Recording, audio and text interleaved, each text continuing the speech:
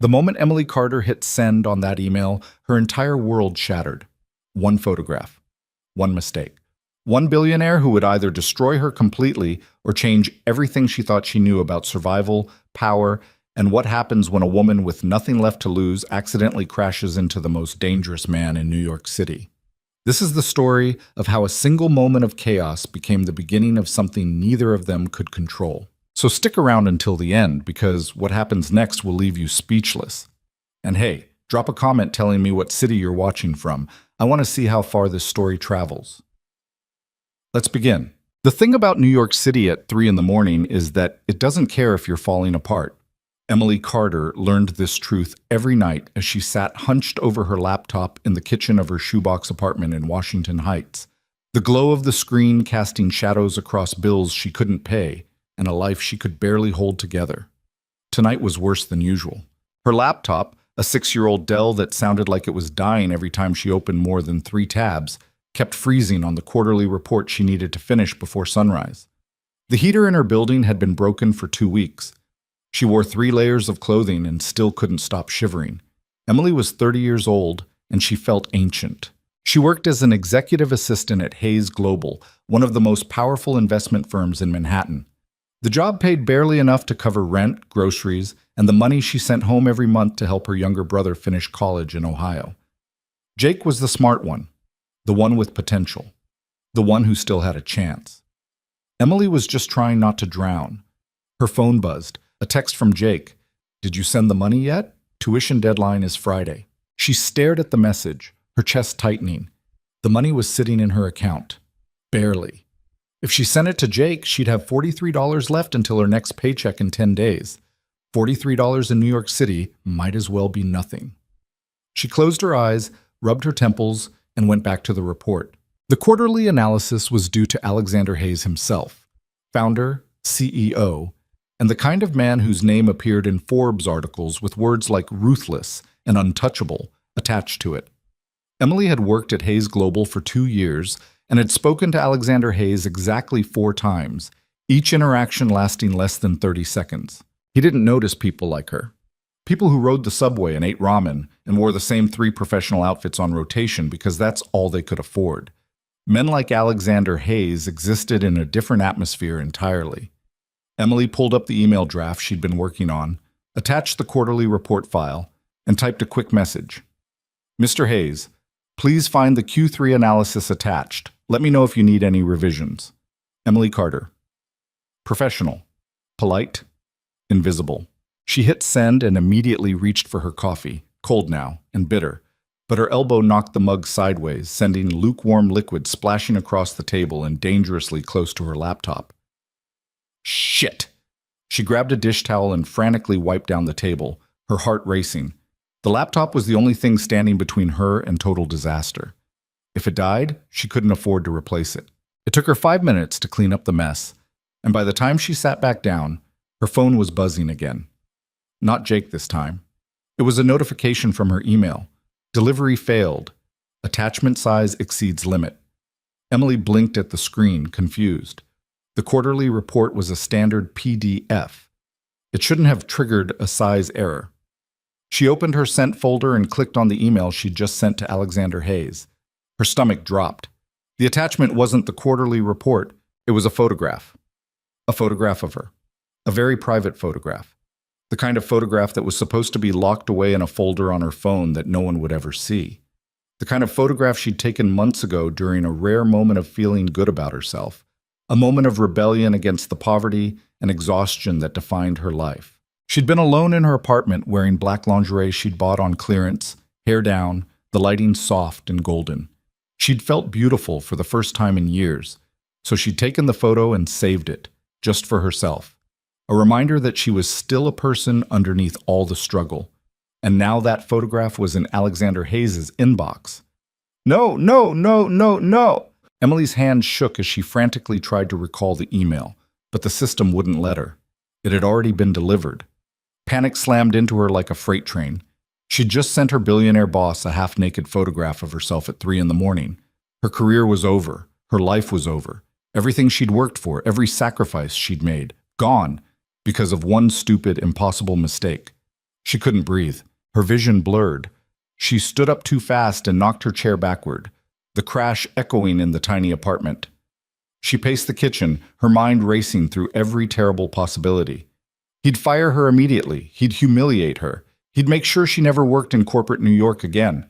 Worse, he'd think she'd done it on purpose. He'd think she was some desperate woman trying to seduce her way into his world. The thought made her nauseous. Emily grabbed her phone and stared at Alexander Hayes' contact information, her thumb hovering over the call button. What would she even say? "I'm so sorry, Mr. Hayes. I didn't mean to send you a photo of myself half naked. It was an accident. Please don't destroy my entire life." She couldn't do it. She couldn't call him. She couldn't face this. Instead, she sat down on the cold kitchen floor, pulled her knees to her chest, and let herself fall apart. Across the city, in a glass-walled penthouse overlooking Central Park, Alexander Hayes sat in his home office reviewing acquisition documents that would close a $2 billion deal by the end of the week. He didn't sleep much. Sleep required letting his guard down, and Alexander Hayes hadn't let his guard down in over 5 years. Not since the night his wife died and left him alone with a 3-year-old daughter and a company that would collapse if he showed even a moment of weakness. So he worked. Always. His daughter Sophie was asleep down the hall. The nanny he employed had left hours ago.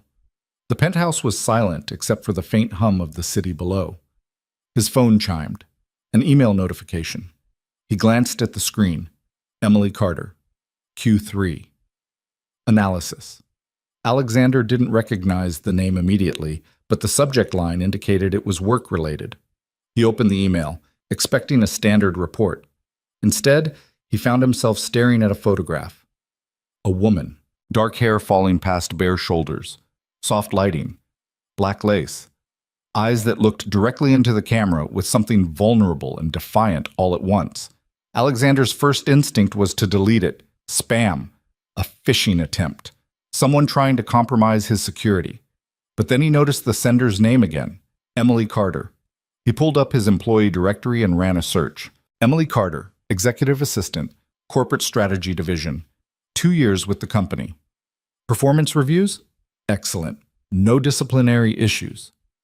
He looked at the photograph again. This wasn't spam. This was a mistake. Alexander had built his empire on reading people, on identifying weaknesses and opportunities in a single glance. He recognized panic when he saw it, and this email reeked of it. He should delete it, pretend it never happened, let HR handle the situation quietly. But he didn't delete it. Instead, he studied the photograph. The woman in the image didn't look like the polished professionals who filled the halls of Hayes Global. She looked real, tired, human. There was something raw in her expression, something that didn't match the carefully controlled world Alexander had built around himself. He didn't know why, but he saved the email. Then he closed his laptop and sat in the silence of his penthouse, trying to ignore the fact that for the first time in years, something had cracked through the walls he'd spent so long constructing. Smack. Emily didn't sleep. She sat on her kitchen floor until the sun started to rise, her mind replaying every worst-case scenario on an endless loop. By the time her alarm went off at 6:30, she'd made a decision. She wasn't going to work. She couldn't face him. Couldn't walk into that building knowing what she'd done. She'd call in sick, buy herself a day to figure out what to do next. Maybe she'd just quit, disappear, move back to Ohio, and start over. But even as she thought it, she knew it wasn't an option. She needed this job. Jake needed her to keep this job. So at 7:30, Emily forced herself into the shower. She put on her most conservative dress, navy blue, high neckline, nothing that could be misinterpreted. She pulled her hair back into a tight bun. She looked like she was going to a funeral. Maybe she was. The subway ride to Midtown felt like a death march. Every person who glanced at her felt like an accusation. By the time she stepped into the lobby of Hayes Global's headquarters, her hands were shaking so badly she could barely swipe her ID badge. The elevator ride to the 32nd floor took forever. When the doors opened, Emily walked toward her desk on autopilot, praying she could make it through the day without seeing Alexander Hayes. She lasted exactly 12 minutes. "Ms. Carter," the voice came from behind her, low, controlled, unmistakable. Emily's blood turned to ice. She turned slowly. Alexander Hayes stood 3 feet away, dressed in a charcoal suit that probably cost more than her entire year's rent. He was taller than she remembered. Mid-30s, dark hair, sharp jawline, eyes that missed nothing. He looked at her the way a predator looks at prey. "My office," he said. "Now." It wasn't a request. Emily's legs felt like they might give out, but she nodded and followed him down the hall, past rows of cubicles where her coworkers pretended not to stare. Alexander's office was on the corner of the building, floor-to-ceiling windows, minimalist furniture, the kind of space that announced power without needing to say a word. He closed the door behind them. Emily stood in the center of the room, her heart pounding so hard she thought it might crack her ribs. Alexander walked to his desk but didn't sit. He leaned against it, arms crossed, studying her with an expression she couldn't read. The silence stretched. Finally, Emily couldn't take it anymore. "Mr. Hayes, I'm so sorry. It was an accident. I didn't mean—" "I know." She stopped mid-sentence, blinking at him. "What?" "I know it was an accident," Alexander said, his voice calm. Too calm. "You meant to send the quarterly report. You attached the wrong file." Emily felt her face burn. Yes, I don't know how it happened. I must have clicked the wrong—" "It doesn't matter how it happened." Alexander's gaze didn't waver. "What matters is what happens next." Emily's stomach twisted. Here it came, the firing, the humiliation. But Alexander didn't continue right away. Instead, he reached for his phone, tapped the screen a few times, and then set it face down on the desk. "I deleted the email," he said quietly. "No one else saw it. No one else will." Emily stared at him, not understanding. "You're not going to fire me?" Something flickered across Alexander's face, something that almost looked like surprise. "Why would I fire you?" Because of what I sent you. You made a mistake." His tone was matter-of-fact. "You're human. It happens." Emily felt like the floor was tilting beneath her. This didn't make sense. Men like Alexander Hayes didn't show mercy. They didn't let things go. "I don't understand," she whispered. Alexander was quiet for a long moment, his expression unreadable. Then he said something that made Emily's entire world tilt sideways. "The woman in that photograph," he said slowly, carefully. "She looked like someone who's been carrying the weight of the world for a long time." Emily's breath caught. Alexander's eyes met hers, and for the first time since she'd walked into his office, she saw something other than control in his expression. "I know what that looks like," he continued, his voice softer now, "because I see it in the mirror every morning." The words hung in the air between them. Emily didn't know what to say, didn't know what any of this meant. Alexander straightened, his professional mask sliding back into place. "Go back to your desk, Ms. Carter. We'll pretend this never happened." It should have been a relief. It should have been the best possible outcome. But as Emily turned to leave, she couldn't shake the feeling that something had shifted, something neither of them could take back. She reached for the door handle. "Ms. Carter."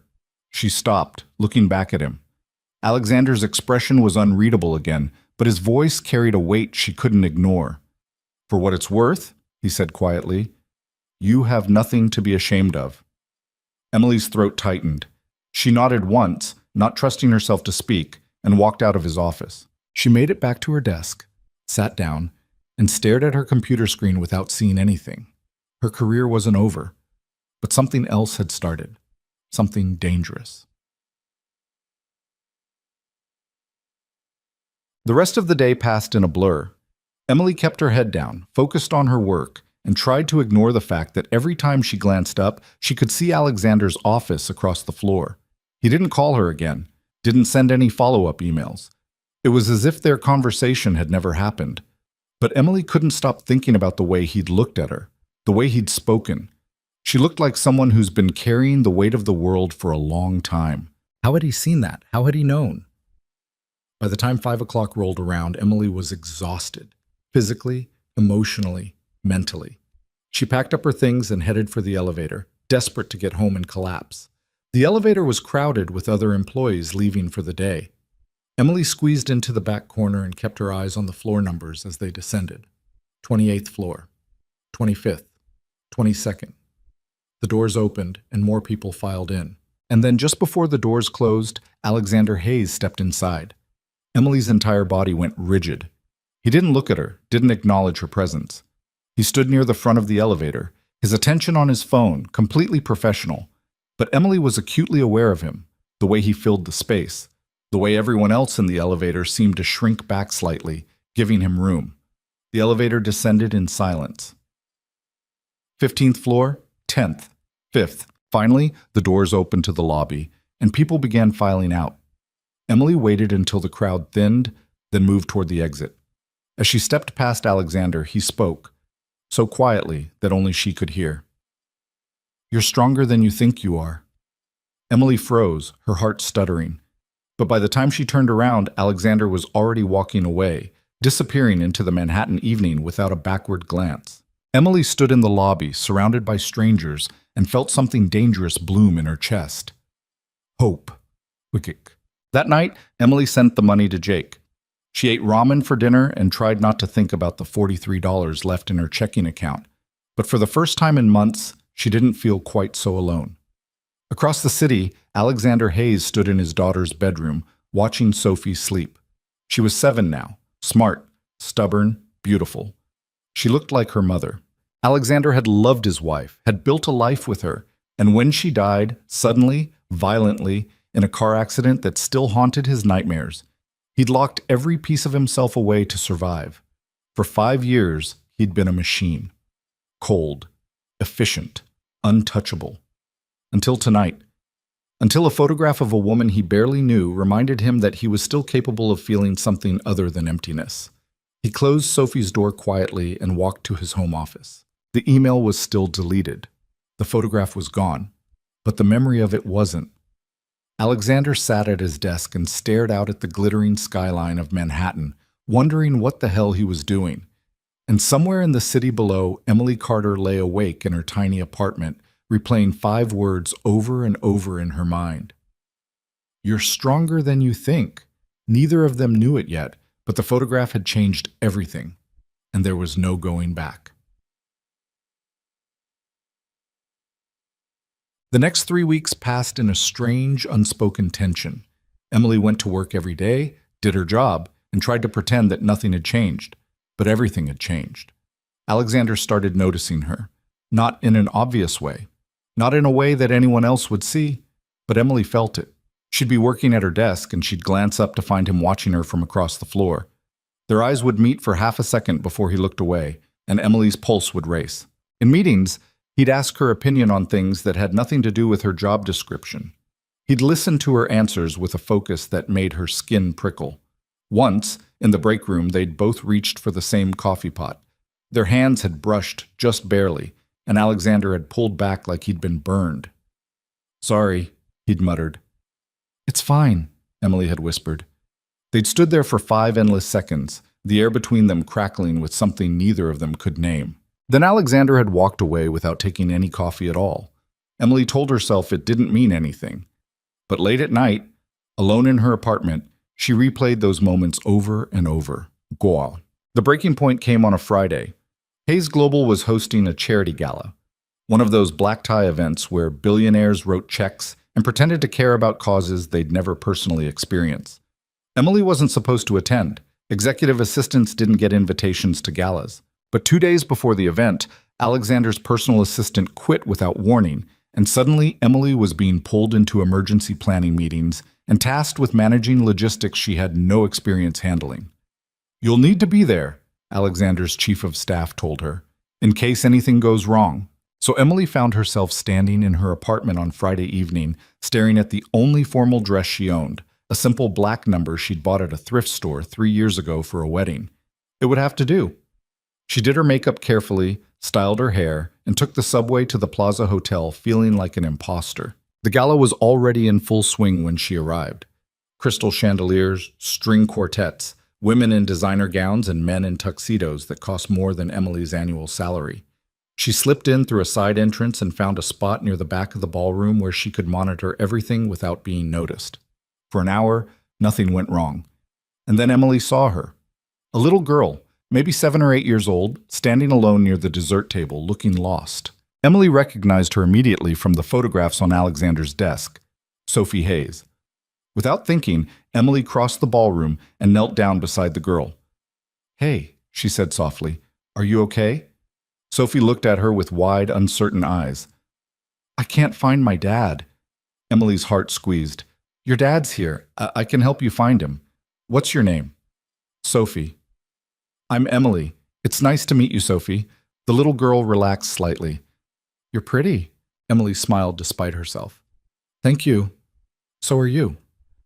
"My nanny was supposed to stay with me, but she had to leave because her mom got sick, and now I don't know where my dad is, and there's too many people, and I don't like it here."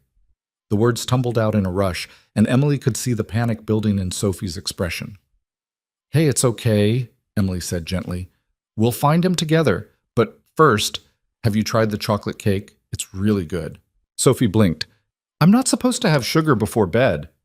"Well, this is a special occasion," Emily said conspiratorially. "And I won't tell if you don't." A small smile tugged at Sophie's lips. Emily grabbed 2 plates, and they sat together at an empty table in the corner, eating cake, while Emily distracted Sophie with stories about growing up in Ohio. She was mid-sentence when a shadow fell across the table. Emily looked up. Alexander Hayes stood there, still in his tuxedo, his expression unreadable. "Sophie," he said quietly, "I've been looking everywhere for you." Sophie jumped up. "Daddy, Emily helped me. She gave me cake." Alexander's gaze shifted to Emily, and something complicated moved through his eyes. "Thank you," he said. It wasn't just gratitude, it was something deeper. "Of course," Emily said, standing up. She was worried. You stayed with her." Alexander's voice was soft. "You didn't have to do that." "I wanted to." Sophie tugged on Alexander's sleeve. "Can Emily come have dinner with us sometime, please?" Alexander's jaw tightened almost imperceptibly. "Sophie, please, Daddy? She's nice." Emily started to protest, to give Alexander an out, but he spoke before she could. "We'll see," he said carefully. It wasn't a yes, but it wasn't a no either. Sophie beamed. Alexander looked at Emily again, and this time she saw something raw in his expression, something that looked almost like fear. "Ms. Carter," he said formally, "could I speak with you for a moment?" Emily's heart jumped. "Of course." Alexander told Sophie to wait with one of the event staff, then led Emily out of the ballroom and into a quiet corridor. The noise of the gala faded behind them. They stood facing each other in the dim hallway, and Emily could feel the weight of everything unspoken pressing down between them. "I need to be honest with you," Alexander said finally. Emily's pulse hammered. "Okay." "Since that night, since the email, I haven't been able to stop thinking about you." The confession hit Emily like a physical blow. "Mr. Hayes, Alexander." His voice was rough. "When it's just us, call me Alexander." Emily's breath caught. "I don't understand what's happening," she whispered. "Neither do I." He ran a hand through his hair, a crack in his usual composure.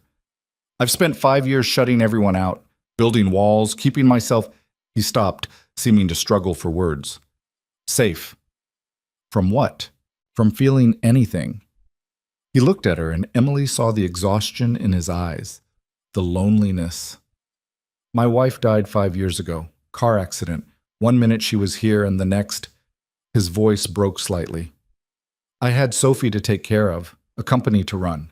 I couldn't afford to fall apart, so I didn't. I just stopped feeling." Emily's chest ached. "And then you sent me that photograph," Alexander continued, "and I saw someone who was struggling just as hard as I was, someone who was trying to survive. And for the first time in 5 years, I felt something." "What did you feel?" Emily asked, barely breathing. Alexander stepped closer, close enough that she could see the flecks of gold in his dark eyes. "Everything," he said quietly. The word hung between them. Emily knew she should step back, should remind him that she worked for him, that this was impossible, that people like her didn't belong in his world. But she didn't move. "I don't know what to do with this," Alexander admitted, and the vulnerability in his voice was almost unbearable. "I don't know how to—" "Neither do I," Emily whispered. They stood there in the hallway, 2 people who'd spent too long carrying impossible weight, and for one fragile moment neither of them felt quite so alone. Then Sophie's voice echoed from the ballroom. "Daddy, where are you?" The spell broke. Alexander stepped back, his professional mask sliding back into place. "I should go," he said. "Yeah." But he didn't leave immediately. Instead, he looked at Emily one more time and said, "Be careful, Emily. People in my world, they destroy things. I don't want you to get hurt." "I'm already hurt," Emily said honestly. "I've been hurt for a long time." Something pained crossed Alexander's face.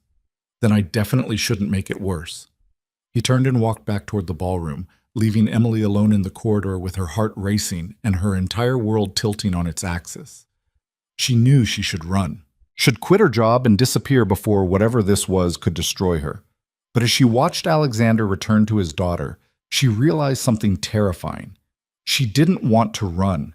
For the first time in years, Emily Carter wanted to fight, and she had no idea if she was strong enough to survive what came next. Back. That night, Emily went home to her tiny apartment and sat on her kitchen floor again.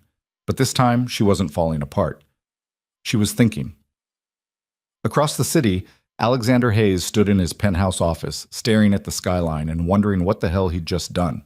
He'd opened a door he'd sworn to keep closed forever, and he had no idea how to shut it again. Sophie appeared in the doorway, rubbing her eyes. "Daddy? Why aren't you sleeping?" Alexander turned, forcing a smile. "Just thinking, sweetheart." "About Emily?"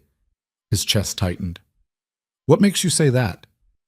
"Because you smiled when you were talking to her." Sophie patted into the room and climbed into his lap. "You don't smile a lot anymore." Alexander held his daughter close, his throat tight. "I used to smile more," he said quietly. "Before your mom." "I know." Sophie hugged him. "But maybe it's okay to smile again sometimes?" Alexander closed his eyes. Maybe she was right. Or maybe he was about to make the biggest mistake of his life. Either way, it was too late to turn back now. The photograph had changed everything, and neither Alexander Hayes nor Emily Carter would ever be the same again. Monday morning arrived with rain hammering against Emily's window, and the kind of gray sky that made New York feel like it was closing in on itself. She'd barely slept. Every time she closed her eyes, she saw Alexander's face in that hallway, heard his voice saying her name like it meant something. "Be careful, Emily. People in my world, they destroy things." She should have been terrified, should have spent the weekend updating her resume and planning her escape. Instead, she'd spent Saturday helping Jake study for his midterms over FaceTime and Sunday cleaning her apartment until her hands were raw, trying not to think about the way Alexander had looked at her when he said he felt everything. Now it was Monday, and she had to face him again. Emily dressed in her usual armor, gray slacks, white blouse, hair pulled back tight, and took the subway to Midtown with her stomach in knots. The Hayes Global building looked the same as always, glass and steel and money. But when Emily stepped off the elevator onto the 32nd floor, the atmosphere felt different. People were whispering. Emily caught fragments of conversation as she walked to her desk. "Did you hear about Jenkins? Fired him over the weekend? Hayes doesn't mess around." She sat down and opened her email, trying to focus. 12 new messages, most of them routine. One from HR about updated security protocols, and one from Alexander Hayes sent at 6:15 that morning. "Ms. Carter, please see me at 9 a.m. A.H." Emily's pulse kicked up. She glanced at the clock. 8:43. 17 minutes. She tried to work, but the words on her screen blurred together. At 8:58, she gave up, grabbed a notepad she didn't need, and walked to Alexander's office. His assistant, a sharp woman named Patricia, who'd been with Hayes Global since the beginning, looked up as Emily approached. "He's expecting you," Patricia said, her expression unreadable. "Go ahead." Emily knocked once on the heavy door. "Come in?" Alexander was standing by the window, hands in his pockets, looking out at the rain-soaked city. He didn't turn when Emily entered. "Close the door," he said quietly. Emily did, her heart hammering. The silence stretched. Rain tapped against the glass. Finally, Alexander turned to face her. He looked exhausted, like he hadn't slept either. "I need to apologize," he said. Emily blinked. "For what?" "For Friday night." He moved toward his desk but didn't sit. "I put you in an impossible position. I was—" He stopped, seeming to search for words. "Unprofessional. It won't happen again." The words should have been a relief. A return to normal. Boundaries reestablished. But they felt like a door slamming shut. Okay, Emily said carefully. Alexander's jaw tightened. That's all you're going to say? What do you want me to say? I don't know. He ran a hand through his hair, frustration cracking through his composure. I've been thinking about this all weekend, and I don't know what the hell I'm supposed to do here. Emily's throat felt tight. You're supposed to forget it happened, like you said we would. I can't. The confession hung in the air between them. Alexander, I know. He cut her off, his voice rough. I know all the reasons why this is a terrible idea. I know you work for me. I know there's a power imbalance. I know people would talk. I know... He stopped, his expression raw. I know I could hurt you. And that's the last thing I want. Emily's chest ached. Then why are we having this conversation? Because Sophie asked about you 17 times this weekend. His voice cracked slightly. She wanted to know if you were coming to dinner. She wanted to know if you liked horses because she's learning to ride and she wants to show you. She wanted... He stopped, closing his eyes. She hasn't connected with anyone like that since her mother died. Emily felt something break open inside her chest. And me? Alexander continued, opening his eyes to look at her directly. I haven't felt like a human being in 5 years. And then you walked into my life by accident, and now I can't stop... He didn't finish the sentence. He didn't have to. Emily knew what he meant, because she felt it too, the pull, the impossibility, the dangerous hope. What do you want from me? She whispered. Alexander looked at her for a long moment, and Emily saw the war happening behind his eyes. I want to take you to dinner, he said finally. As myself, not as your boss, just as someone who wants to know you. That's not possible. I know. People will find out. Probably. I could lose my job. You won't. His voice was firm. I'll make sure of it. Emily shook her head. You can't promise that. If people think I'm sleeping with you to get ahead, then they're idiots who don't know you at all. The fierceness in his voice caught her off guard. Alexander stepped closer, and Emily's breath hitched. I'm not asking you to risk everything, he said quietly. I'm just asking for one dinner, one conversation. A chance to figure out if this is... He stopped, searching for words. If this is real, or if I've just been alone for so long that I'm imagining things. Emily wanted to say no, wanted to protect herself from the inevitable crash. But when she looked at Alexander, really looked at him, she didn't see the ruthless billionaire from the Forbes articles. She saw a man who was just as scared and lost as she was. One dinner, she heard herself say. Something like relief flooded Alexander's expression. Friday night, he said. I'll send a car for you. No cars. Emily's voice was firm. I'll meet you somewhere. Alexander studied her, then nodded. There's a small Italian place in the village. Lucia's. Do you know it? No. 7 o'clock? Emily knew this was a mistake. Knew she was stepping off a cliff with no idea what waited at the bottom, but she nodded anyway. 7 o'clock? Alexander's shoulders relaxed slightly, and for just a moment he looked young, hopeful. Then his professional mask slid back into place. Thank you, Ms. Carter. That will be all. The dismissal was clinical, perfect. But as Emily turned to leave, she heard him speak one more time, so quietly she almost missed it. Emily. She stopped, looking back. I won't let anyone hurt you, he said. I promise. Emily wanted to believe him, but promises were expensive things in New York City, and she'd learned a long time ago that wanting something didn't make it real. She walked out of his office without responding, her heart racing and her hands shaking.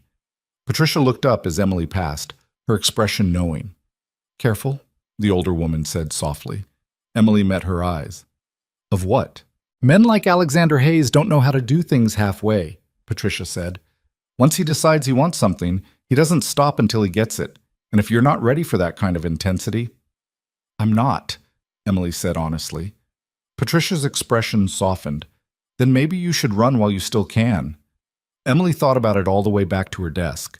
She thought about it through 3 meetings and 24 emails. She thought about it on the subway ride home, watching her reflection in the dark window. But she didn't run. The week crawled by like something wounded. Emily threw herself into work, trying to ignore the way her pulse jumped every time she saw Alexander across the office. They didn't speak again, didn't acknowledge each other beyond the bare minimum required by professionalism. But Emily felt his attention on her constantly. Wednesday afternoon, a delivery arrived at her desk. A small box wrapped in brown paper with no return address. Emily opened it carefully. Inside was a book. Used, the spine cracked, pages soft with age. The Brief Wondrous Life of Oscar Wilde by Junot Diaz. A yellow post-it note was stuck to the cover. Sophie told me you mentioned this was your favorite. She wanted you to have a copy. 8. Emily's throat tightened. She'd mentioned it in passing on Friday night, while eating cake with Sophie. A throwaway comment about growing up and finding herself in Oscar's struggle between worlds. Alexander had remembered. Emily held the book for a long time, running her fingers over the worn cover. Then she tucked it into her bag and tried not to cry. Thursday morning, Emily's coworker Michelle cornered her in the break room. "Okay, what's going on?" Emily poured coffee she didn't want. "What do you mean? Hayes has been weird all week." Michelle lowered her voice. "Like, weirder than usual. Patricia said he snapped at someone in executive leadership for the first time in 3 years. And people are saying he turned down a meeting with the mayor because of a scheduling conflict that doesn't exist." So Alexander Hayes doesn't snap at people, and he definitely doesn't turn down political connections. Michelle studied Emily carefully. "And I've seen him watching you." Emily's heart stopped. "You're imagining things." "Am I?" Michelle's expression was skeptical. "Because I've worked here for 5 years, and I've never seen him look at anyone the way he looked at you in the quarterly meeting yesterday." "He barely acknowledged me in that meeting." "Exactly." Michelle leaned closer. "He barely acknowledged you. Alexander Hayes acknowledges everyone. It's part of his thing. But with you, it's like he's actively trying not to look, which means which means nothing." Emily cut her off. There's nothing." "I didn't say there was." Michelle's voice was gentle now. "But Emily, be careful. I like you. You're good at your job and you're a good person. And men like Hayes, they live in a different world. If you get tangled up with him and it goes bad..." "It's not like that," Emily said firmly. But her hands were shaking. Michelle sighed. "Okay, but if you need someone to talk to, I'm fine." Emily wasn't fine, but she was getting really good at pretending. Friday arrived with unseasonable warmth and the kind of clear sky that made Manhattan look almost beautiful. Emily left work at 5:30, went home, and stood in front of her closet for 20 minutes trying to figure out what you wore to dinner with a billionaire who wasn't supposed to be anything more than your boss. She settled on a dark green dress she'd bought on sale 2 years ago and never worn. Simple, understated. Nothing that would draw attention. She left her hair down this time, though. A small rebellion. Lucia's was tucked between a bookstore and a dry cleaner in the West Village, easy to miss if you weren't looking for it. Emily arrived at 6:58, her stomach in knots. Alexander was already there, sitting at a corner table near the back. He'd traded his usual suit for dark jeans and a gray sweater that made him look younger, more human. He stood when he saw her. "You came," he said, and there was genuine surprise in his voice. "You thought I wouldn't?" "I thought you'd come to your senses." Emily sat down, and Alexander followed. The table was small, intimate. Their knees almost touched underneath. "I still might," Emily said. A ghost of a smile crossed Alexander's face. "Fair enough." A waiter appeared, took their drink orders, and disappeared. Silence settled between them, awkward now that they were here, outside the structure of Hayes Global, with no professional scripts to follow. Alexander spoke first. "I don't know how to do this," he admitted. "Do what?" "This. Date. Talk to someone without an agenda." He looked down at his hands. Since my wife died, I haven't even tried." Emily's chest ached. "You don't have to." "I want to." He met her eyes. "I want to know you, who you are when you're not trying to survive, what you dream about, what makes you laugh." "I don't dream much anymore," Emily said honestly, "and I can't remember the last time I really laughed." Alexander's expression grew pained. "Then we're a pretty pathetic pair." Yeah, Emily said, we really are. And somehow, impossibly, they both smiled. The waiter returned with wine. They ordered food neither of them would remember later. And slowly, carefully, they started talking. Alexander told her about Sophie, about how terrified he'd been when his wife died, and he'd suddenly been responsible for a 3-year-old while running a company that would have collapsed if he'd shown any weakness. I hired 5 nannies in the first year, he said. Sophie hated all of them. She'd scream every time I left for work. I thought I was destroying her. But you didn't, Emily said softly. No, but I didn't save her either. I just survived. We both did. He took a drink of wine. And then last Friday I watched her laugh with you, and I realized she hasn't laughed like that in years. Not with me. Not with anyone. Emily's throat felt tight. She's a good kid. She is. Alexander paused. She asked me this morning if you were going to be her new mom. Emily nearly choked on her wine. What did you tell her? That it doesn't work that way.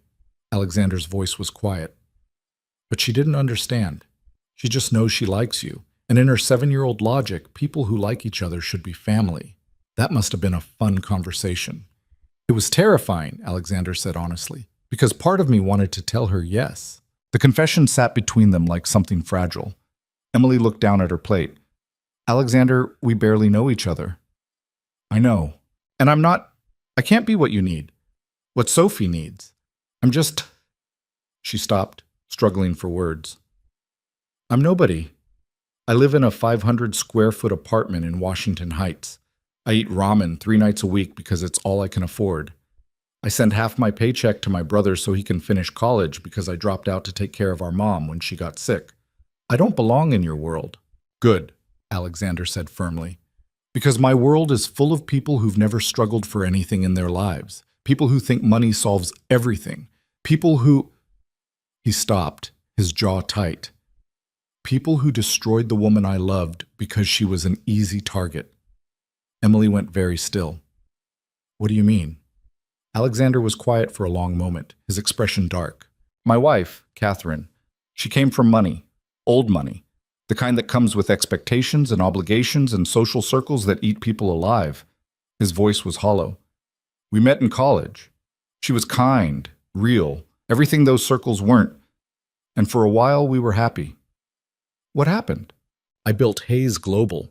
Alexander's hands tightened around his wine glass. And when the company started getting serious attention, Catherine's family decided she'd married beneath her, that I was using her for connections, that she should leave me. Emily's chest hurt. But she didn't. No, she stayed. She fought for us. And they made her life hell for it. Alexander's voice cracked slightly. Rumors, social exclusion, quiet cruelty disguised as concern. She tried to hide how much it hurt, but I saw it destroying her. Alexander, the night she died, we'd been fighting, he continued, staring at nothing, about whether we should move away, start over somewhere her family couldn't reach us. She wanted to stay, said she wouldn't let them win.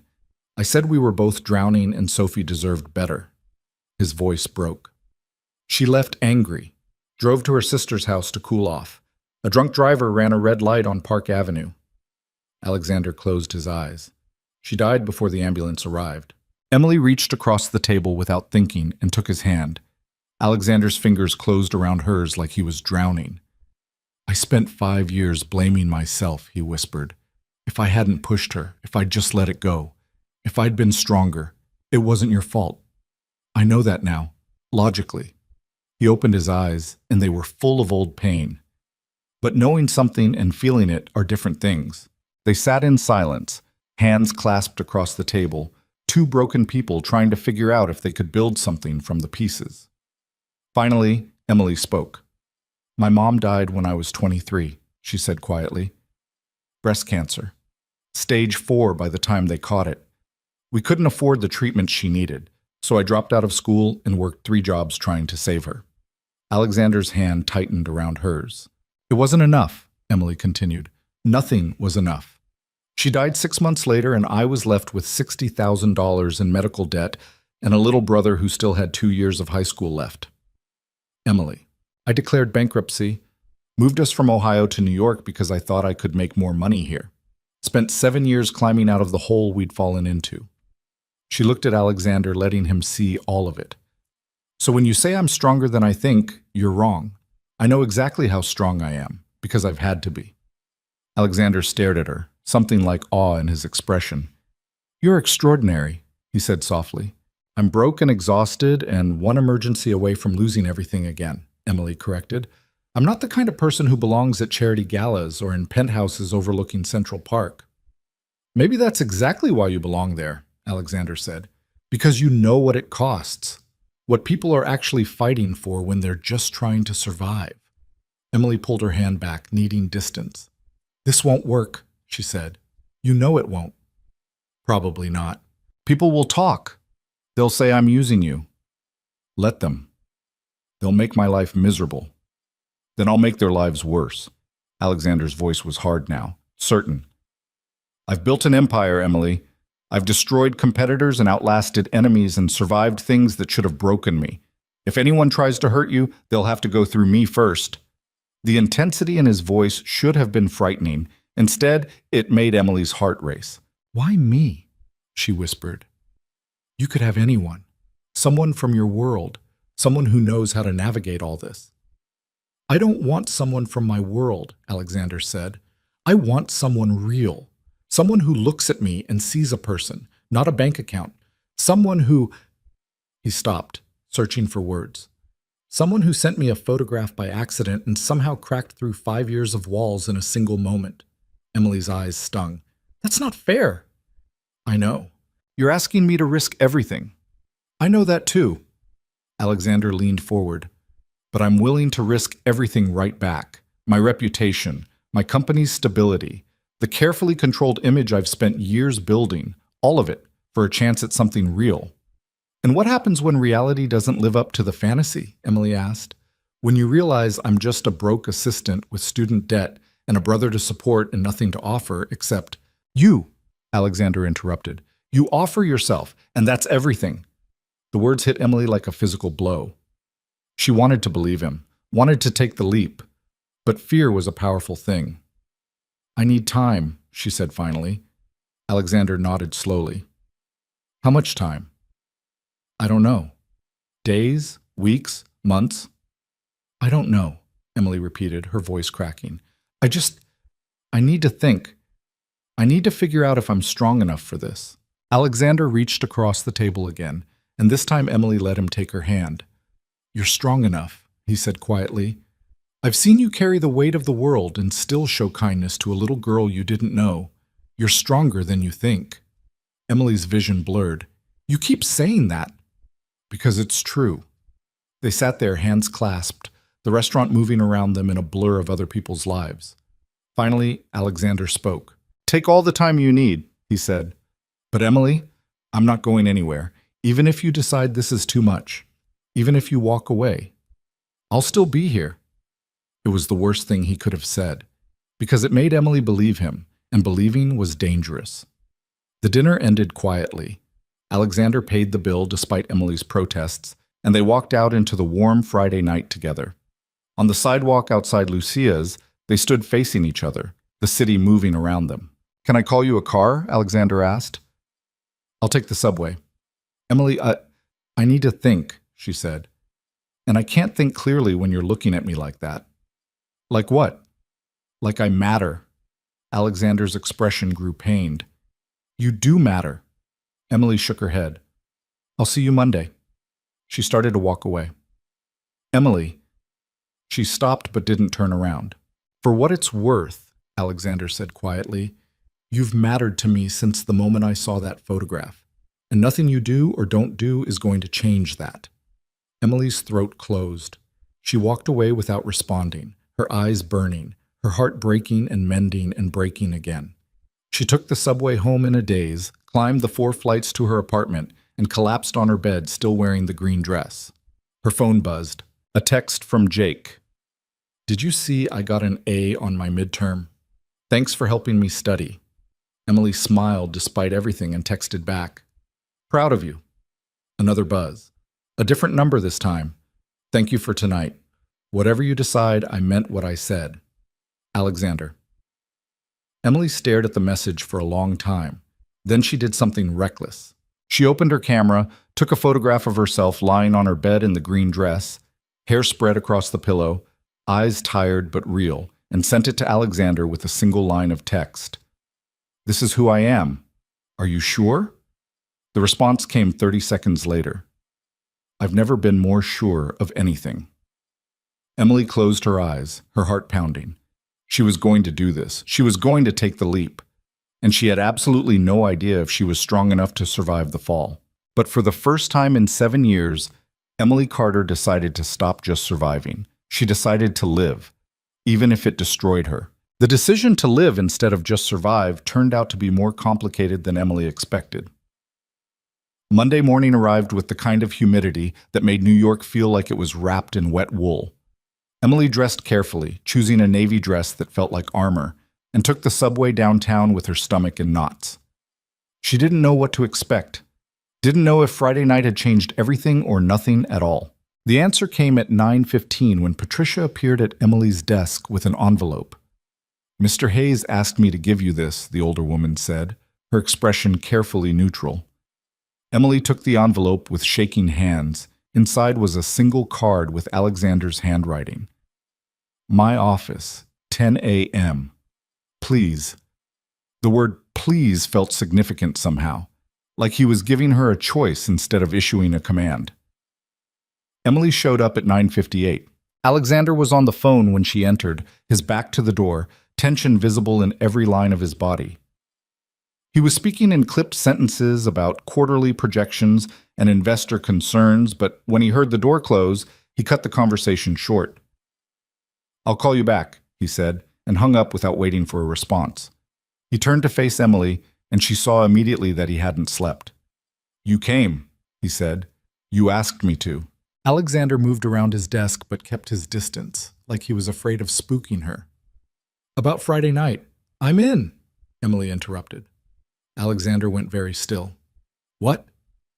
"I'm in," she repeated, forcing the words out before fear could stop her. "I don't know how this works. I don't know if we're insane for even trying, but I'm tired of being afraid, so I'm in." Something like relief flooded Alexander's expression, followed immediately by concern. "Emily, if you're not sure—" "I'm not sure about anything," she said honestly, "but I'm choosing this anyway. I'm choosing you, us, whatever this is." Alexander closed the distance between them in 3 steps and pulled her into his arms. Emily stiffened for half a second. They were at work. Anyone could walk in. But then she felt him trembling slightly, and she realized he'd been just as terrified as she was. "Thank you," he whispered against her hair. Emily pulled back just enough to look at him. "Don't thank me yet. I have no idea what I'm doing." "Neither do I," Alexander admitted. "But we'll figure it out." It sounded simple when he said it like that. It wasn't simple at all. The first real complication arrived that afternoon in the form of Marcus Webb, Hayes Global's chief operating officer and Alexander's oldest friend. Emily was working at her desk when Marcus appeared, leaning against her cubicle with the casual confidence of someone who'd never doubted his place in the world. "Emily Carter," he said, like he was testing out her name. "Alexander's been talking about you." Emily looked up warily. Marcus was in his mid-30s, handsome in an obvious way, with the kind of smile that probably got him whatever he wanted. "Has he?" Emily said carefully. "Relax. I'm not here to interrogate you." Marcus pulled up a chair and sat down uninvited. "I'm here because Alexander Hayes doesn't talk about anyone, ever, and suddenly your name keeps coming up in conversations." Emily's heart sank. "I don't know what you're talking about." "Sure you don't." Marcus studied her with sharp eyes. "Look, I've known Alex since college. I was there when he met Catherine. I watched him build this company from nothing, and I watched him die inside when she was killed." Emily's throat tightened. "Why are you telling me this?" "Because for the first time in 5 years, he seems like he might actually be alive again," Marcus said bluntly. "And I need to know if you're serious or if you're just what?" Emily's voice went cold. "Using him? After his money? Are you?" "No." The word came out hard and certain. "I didn't ask for any of this. I didn't plan it. And if you think I'm the kind of person who—" "I don't," Marcus interrupted. "If I did, we wouldn't be having this conversation. I'd have already made your life miserable." Emily stared at him. That's supposed to make me feel better? It's supposed to make you understand what you're walking into. Marcus's expression grew serious. Alexander has enemies. People who'd love to see him fail. People who'll use anyone close to him to make that happen. If you're with him, you're a target. He told me that already. Did he tell you about Richard Chen? Emily shook her head. Marcus glanced around to make sure no one was listening, then lowered his voice. Richard Chen used to be Alexander's business partner. They started Hayes Global together, 50-50 ownership. But Richard got greedy, started making side deals, cooking books, using company resources for personal projects. What happened? Alexander caught him, forced him out, took full control of the company. Marcus's jaw tightened. Richard didn't take it well. He spent 2 years trying to destroy Alexander, spread rumors, sabotaged deals. And when none of that worked, he went after Catherine. Emily's blood went cold. What do you mean? He hired someone to follow her, dig up dirt. There wasn't any, so he manufactured it. Fake photos suggesting she was having an affair. Anonymous tips to tabloids about drug use that never happened. Marcus's voice was hard. Catherine was strong, but that kind of sustained attack breaks people. She started having panic attacks, couldn't sleep. The night she died, she and Alexander had been fighting about whether to file a restraining order. Emily felt sick. The drunk driver was just a drunk driver, Marcus said. But if Catherine hadn't been upset, if she hadn't left the house that night, she'd still be alive. And Alexander blames Richard Chen for that. Where's he now? Emily asked quietly. Prison, finally. Caught on fraud charges 2 years ago. Marcus paused. But he's up for parole next month. And if he gets out, Alexander thinks he'll come after him again. Not him, Marcus corrected. He'll come after whoever Alexander cares about. That's how men like Richard operate. They find your weakness and exploit it. Emily's hands were shaking. So you're telling me to walk away? I'm telling you to be careful, Marcus said. If you're serious about this, you need to go in with your eyes open. Because it won't be easy. People will talk. They'll question your motives. Some of them will actively try to destroy you just to hurt Alexander. And you? Emily asked. What will you do? Marcus stood up, his expression unreadable. I'll protect my best friend, he said simply. Which means if you hurt him, I'll make you regret it. But if you're good for him, if you make him happy, then I'll have your back, even against Richard Chen. He walked away before Emily could respond. She sat at her desk, staring at nothing, trying to process what she'd just learned. Alexander had told her his world was dangerous. But hearing the specifics, understanding what had happened to Catherine, what could happen to her, made it real in a way that terrified her. Her phone buzzed. A text from Alexander. Dinner tonight? My place. I'll cook. Sophie wants to see you. Emily stared at the message, Marcus's warnings echoing in her head. She should say no, should slow this down before it became something she couldn't control. Instead, she typed, What time? The response came immediately. 6. I'll send a car. Emily smiled despite everything. I told you, no cars. Text me the address. I'll take the subway. A pause. Then, you're stubborn. You like stubborn. Another pause, longer this time. Yes, I do. Emily's heart squeezed. She pocketed her phone and tried to focus on work, but her mind kept drifting to tonight, to Alexander's penthouse, to Sophie, to the dangerous thing she was building with a man she barely knew. At 5:30, she left the office and went home to change. Alexander's penthouse was on the Upper East Side, in one of those buildings where doormen wore white gloves and elevators required key cards to access the upper floors. Emily arrived at 6:05, her stomach in knots, wearing jeans and a simple sweater because she refused to pretend to be something she wasn't. The doorman checked her name against a list and escorted her to a private elevator. Penthouse level, he said, handing her a key card. Mr. Hayes is expecting you. The elevator rose smoothly, and Emily watched the floor numbers climb with increasing dread. By the time the doors opened directly into Alexander's apartment, her palms were sweating. The space was exactly what she'd expected, and nothing like it at all. Floor-to-ceiling windows overlooking Central Park. Minimalist furniture. Art that probably cost more than Emily's yearly salary. But there were also toys scattered across the living room floor. A blanket fort built between two chairs. drawings taped to the refrigerator in the open kitchen. Alexander appeared from around a corner, wearing jeans and a t-shirt, his hair slightly messy, looking more human than Emily had ever seen him. "You came," he said, and there was relief in his voice. "You keep saying that like you expect me to bail.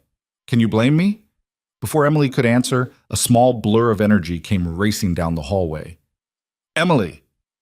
Sophie crashed into Emily's legs, hugging her with the unselfconscious enthusiasm of a 7-year-old who hadn't learned yet that adults didn't always want to be touched. Emily's chest squeezed. She knelt down to Sophie's level. "Hey, kiddo, I heard you wanted to see me." "I've been waiting forever," Sophie said dramatically. "Daddy said you might not come because you were busy, but I knew you would because you promised." Emily's throat tightened. "I didn't promise." "You did, at the party. You said we could have dinner sometime." Sophie's logic was airtight. "And tonight is sometime." Emily glanced at Alexander, who shrugged helplessly. "She's not wrong," he said. Emily looked back at Sophie. "What are we having for dinner?" "Daddy's making pasta, but not the good kind from restaurants, the kind from boxes that taste weird." Alexander laughed, an actual laugh that transformed his entire face. "Thanks for the vote of confidence, Soph." "It's okay, Daddy. You're good at other things." Sophie grabbed Emily's hand. "Come see my room. I have a new horse poster." Emily let herself be dragged down the hallway, acutely aware of Alexander following behind them. Sophie's room was exactly what a 7-year-old's room should be: pink walls, stuffed animals everywhere, books stacked haphazardly, and yes, a large poster of a white horse running through a field. "That's Moonlight," Sophie explained. "She's an Arabian horse. They're the fastest and prettiest." "She's beautiful," Emily said honestly. Sophie beamed. "Do you like horses?" "I don't know much about them," Emily admitted. "We didn't have horses where I grew up." "Where did you grow up?" "Ohio, a small town you've probably never heard of." Sophie considered this. "Did you have a mom and dad?" Emily's chest tightened. "I had a mom. She died when I was in college, and a dad who left when I was little." "My mom died too," Sophie said matter-of-factly. "When I was 3, I don't remember her very much, just that she smelled nice and she sang me songs at bedtime." Emily's eyes stung. She glanced at Alexander, who was leaning in the doorway with an expression that looked like it was taking everything he had to hold himself together. "That sounds like a nice memory," Emily said softly. Sophie nodded. "Daddy says she would have liked you." Emily's breath caught. "He does?" "Yeah, he said you're kind like she was and that you make him smile." Sophie tilted her head. "Do you like my daddy?" The question was so direct, so innocent, that Emily didn't know how to answer. "Sophie," Alexander started. "I do," Emily said, cutting him off. "Your daddy's a good person." "Are you going to be my new mom?" The question hung in the air like something explosive. Alexander moved into the room quickly. "Soph, we talked about this, remember? Emily is my friend, not—" "But I want her to be," Sophie said, her voice going small. "Everyone at school has moms, and I just have you and Mrs. Patterson, and she doesn't even like me." "Mrs. Patterson likes you fine," Alexander said gently, kneeling beside his daughter. "She's just not warm and fuzzy." "I want warm and fuzzy," Sophie whispered. "I want someone who does my hair nice and helps me pick out clothes and comes to my horse shows." Emily's heart shattered. She looked at Alexander, saw the pain in his eyes, and made a decision that was probably incredibly stupid. "I can come to your horse shows," Emily said quietly. Sophie's head snapped up. "Really? If your dad says it's okay, and if you want me there?" "I want you there." Sophie's voice was fierce now. "I want you at all of them." Emily glanced at Alexander, who looked like he was barely breathing. "Then I'll be there," Emily promised. Sophie threw her arms around Emily's neck, and Emily held her tight, feeling the weight of what she'd just committed to. Over Sophie's head, Alexander mouthed 2 words. "Thank you." Dinner was chaos in the best possible way. Alexander's pasta was, as Sophie had predicted, mediocre at best, but they ate it anyway, sitting around the kitchen island with Sophie chattering about school and horses, and her best friend Mia, who had just gotten braces. Emily found herself relaxing in a way she hadn't in years. This felt real, normal, like the kind of life she'd stopped letting herself imagine. After dinner, Sophie insisted on showing Emily her favorite movie, something animated about talking animals that Emily had never heard of. They curled up on the couch together, Sophie wedged between Emily and Alexander, and watched the whole thing. Halfway through, Sophie fell asleep with her head on Emily's shoulder. Alexander carefully picked up his daughter and carried her to her bedroom.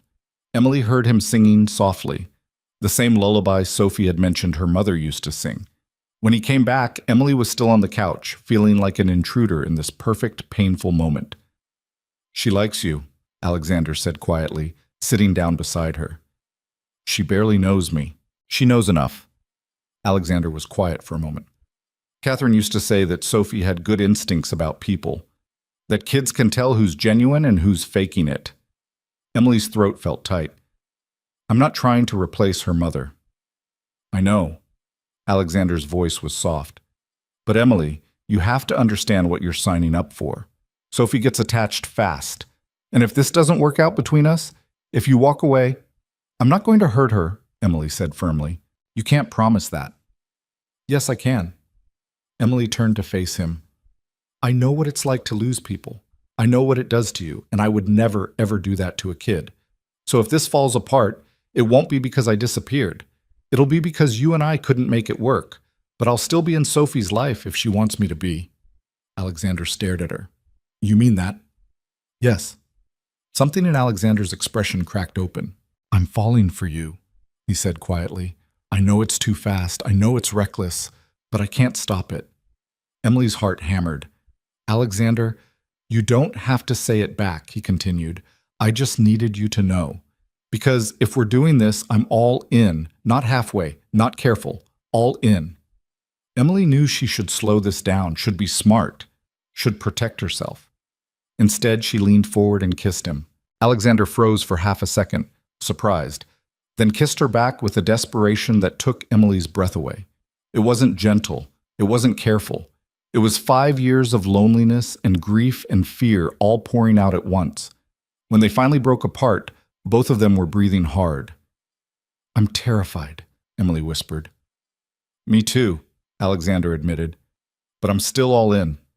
Alexander pulled her close, and Emily let herself sink into him, feeling safer than she had in years.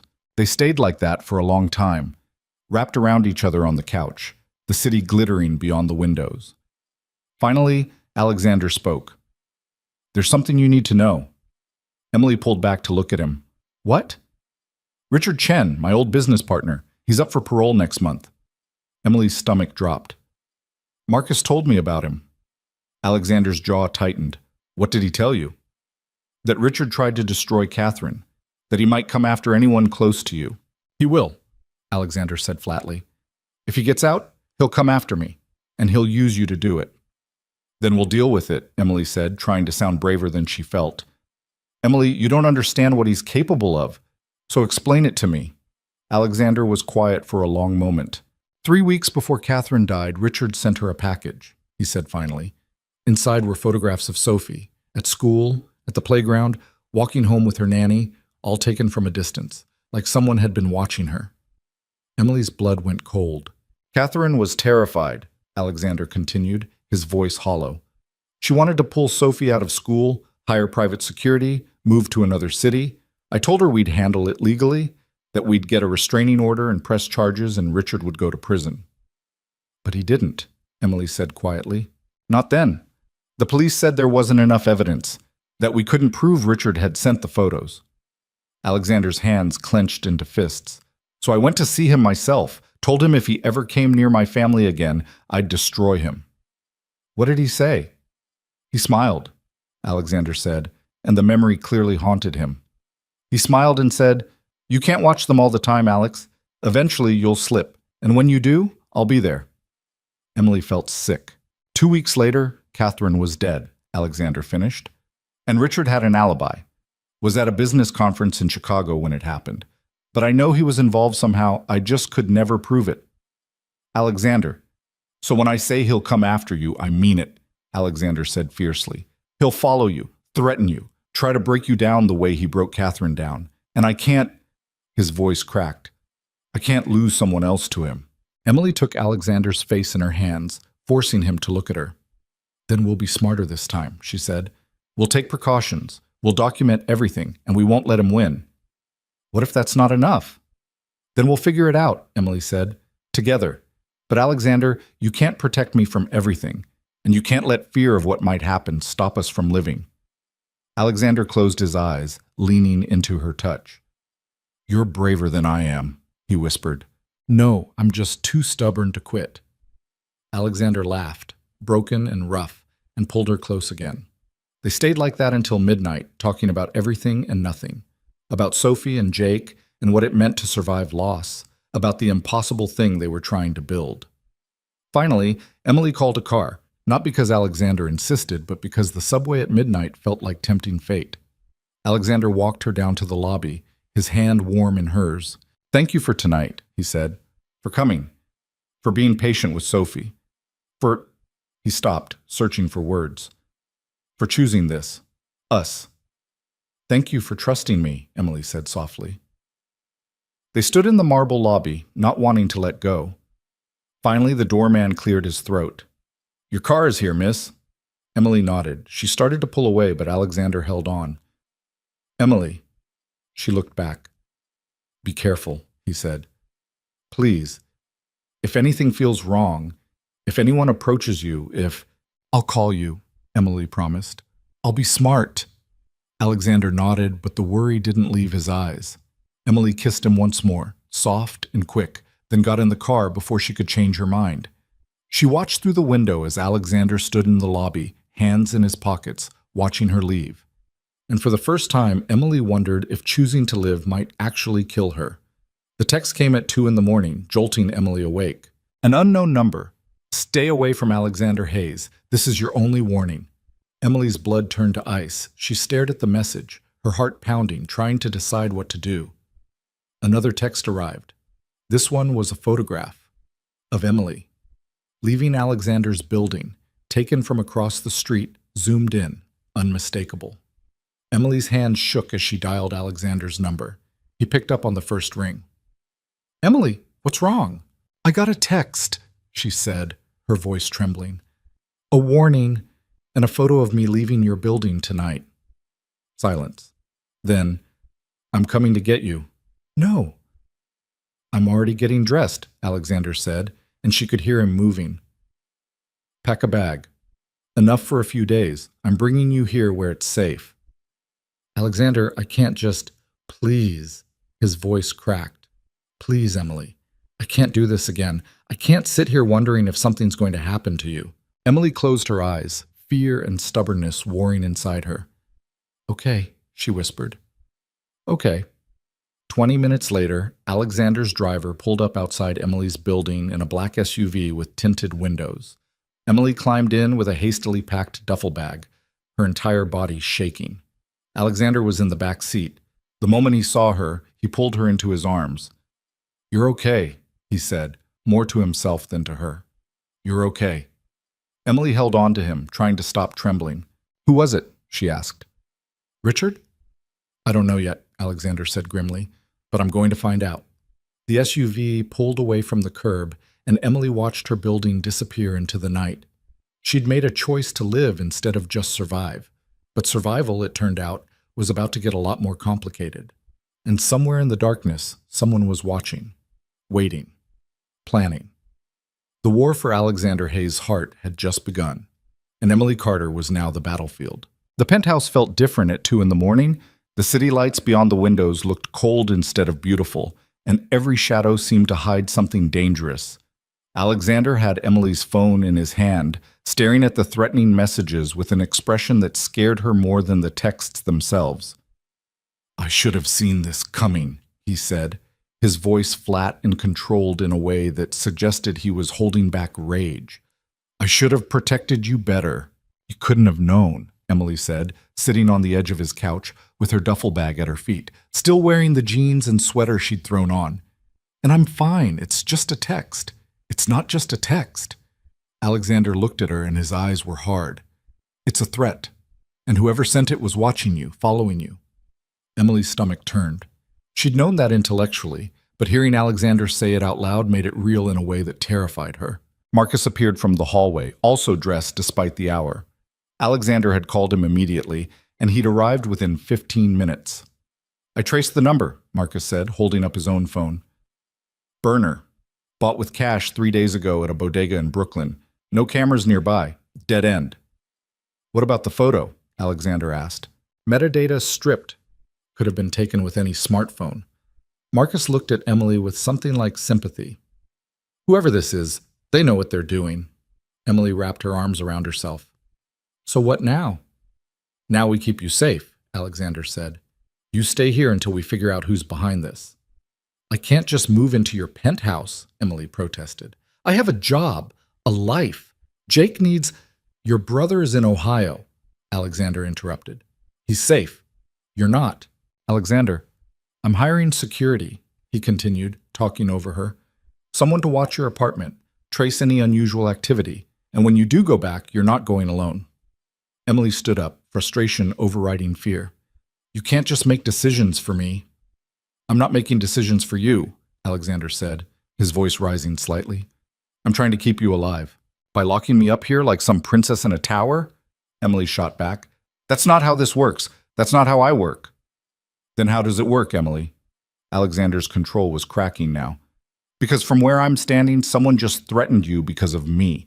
Because you decided to be with me. So forgive me if I'm a little bit desperate to make sure you don't end up like Catherine. The name hung in the air like something poisonous. Marcus cleared his throat. I'm going to give you two a minute. He disappeared down the hallway, leaving Emily and Alexander alone in the vast living room. Emily took a breath, trying to calm down. I'm scared too, she said quietly. But Alexander, I can't live in a cage, even a gilded one. If we do that, whoever sent those texts wins. They want me isolated, dependent on you, easy to control. Alexander's jaw tightened. So what do you suggest? We're smart about this, Emily said. We take precautions. We're careful, but we don't let fear run our lives. Fear is what keeps people alive. No, Emily corrected. Fear is what keeps people breathing. There's a difference. Alexander stared at her for a long moment, then ran both hands through his hair in frustration.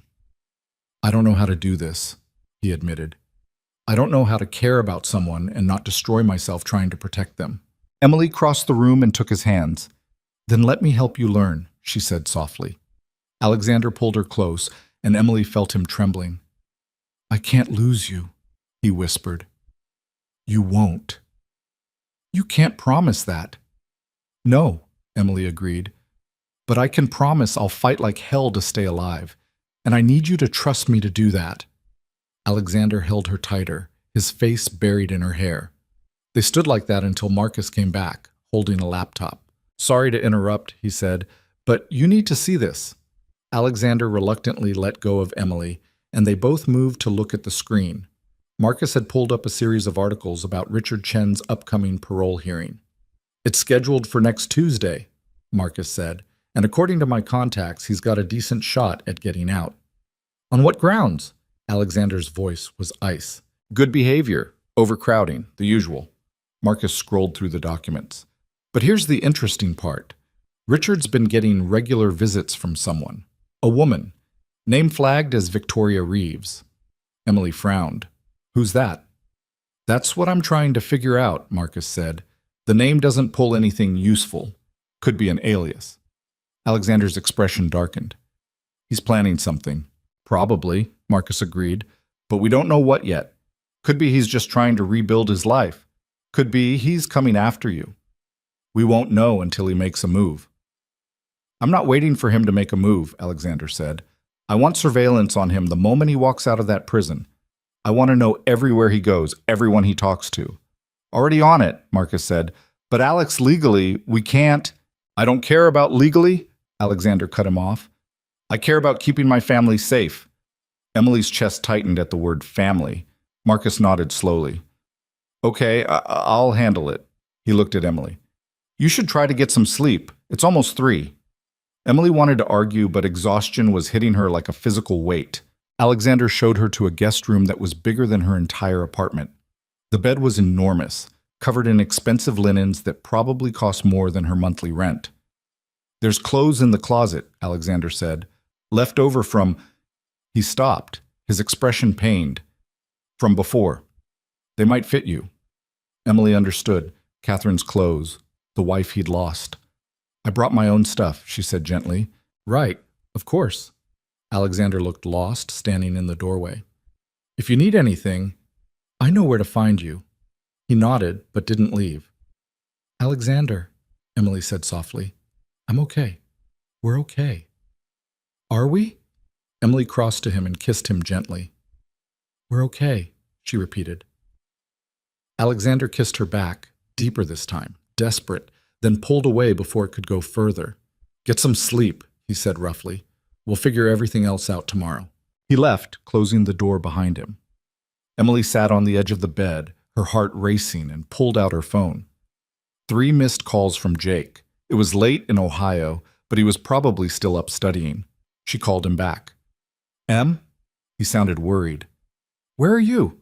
I tried calling your apartment and you didn't answer. I'm staying with a friend, Emily said, hating the lie. Everything's fine. You never stay with friends. What's going on? Emily closed her eyes. Jake knew her too well. I'm seeing someone, she said carefully. It's new. We're figuring things out. Seeing someone? Jake's voice perked up. Like dating? Em, that's great. Who is he? Just someone I work with. It's complicated. Complicated how? Jake, is he good to you? Her brother's voice went protective. Because if he's not, I don't care how far away I am. He's good to me, Emily said, and meant it. Really good. I'm nervous. It's been a long time since I let myself care about someone like this. You deserve to be happy, Jake said firmly. After everything you've done for me, everything you've sacrificed, Em, you deserve someone who treats you like you matter. Emily's eyes burned. Thanks, Jake. When do I get to meet him? Soon, Emily lied. I promise. They talked for a few more minutes about his classes and his upcoming exams, and by the time Emily hung up, she felt slightly more grounded. She changed into pajamas, climbed into the enormous bed, and tried to sleep. It took hours. Morning came too fast and too bright. Emily woke to voices in the hallway, Alexander and Sophie talking quietly. But why is Emily here? Sophie was asking. She's staying with us for a little while, Alexander said carefully. Is that okay? Yes. Sophie sounded thrilled. Can she have breakfast with us? If she wants to, but Soph, you need to understand, Emily has her own life, her own apartment. She's not moving in permanently. Why not? Alexander sighed. Because that's not how it works, sweetheart. But you like her, and I like her, so she should stay. Sophie, please, Daddy, please, can she stay? Emily's heart squeezed. She should probably interrupt, let them know she was awake, but she couldn't move. We'll see, Alexander said finally. But for now, let's let her sleep, okay? She had a long night. Okay, Sophie agreed reluctantly. Footsteps moved away from the door. Emily lay in the expensive bed, staring at the ceiling, trying to process the fact that a 7-year-old wanted her to stay more than Emily had ever wanted anything in her life. This was dangerous. Getting attached to Sophie, getting attached to Alexander, building a life in her head that probably couldn't exist in reality. But it was too late to protect herself now. She was already attached. Emily got up, showered in a bathroom that had heated floors and a rainfall showerhead, and pulled on clean clothes from her duffel. When she emerged, she found Alexander in the kitchen making coffee while Sophie ate cereal at the island. Emily! Sophie scrambled down from her stool and ran over. You're here! I am, Emily said, kneeling down to hug her. Good morning. Are you staying forever? Sophie, Alexander warned. I'm staying for a little while, Emily said diplomatically. Is that okay? Yes, Sophie beamed. Can we make pancakes? Sophie, Emily might not want... I want pancakes, Emily interrupted, smiling at Alexander. If that's okay. Something in Alexander's expression softened. Pancakes it is. They made breakfast together, messy and chaotic, with Sophie insisting on helping and getting flour everywhere. Alexander tried to maintain control, but it was a losing battle, and eventually he gave up and just laughed. Emily watched him laugh with his daughter and felt something dangerous bloom in her chest. She was falling in love with him. Not just attraction, not just chemistry, love. The real terrifying no-going-back kind. After breakfast, Sophie had a playdate that couldn't be canceled, so the nanny came to pick her up. Alexander watched from the window as the car pulled away, his expression tight with worry. "She has security with her," he said, more to himself than to Emily. "3 trained professionals. She's safe." "She's safe," Emily echoed. Alexander turned to look at her, and the vulnerability in his eyes was almost unbearable. "I need to tell you something," he said. Emily's stomach dropped. "Okay. After Catherine died, I made a promise to myself. I promised I'd never let anyone close enough to hurt me or Sophie again. I'd be professional, controlled, safe." He crossed to her slowly. "And then you sent me that photograph by accident, and I saw someone real, someone struggling, someone alive. And I couldn't stop thinking about you." Emily's throat felt tight. "I tried to keep my distance," Alexander continued. "I really did. But then Sophie met you, and she lit up in a way I hadn't seen since she was 3 years old. And I realized I had a choice.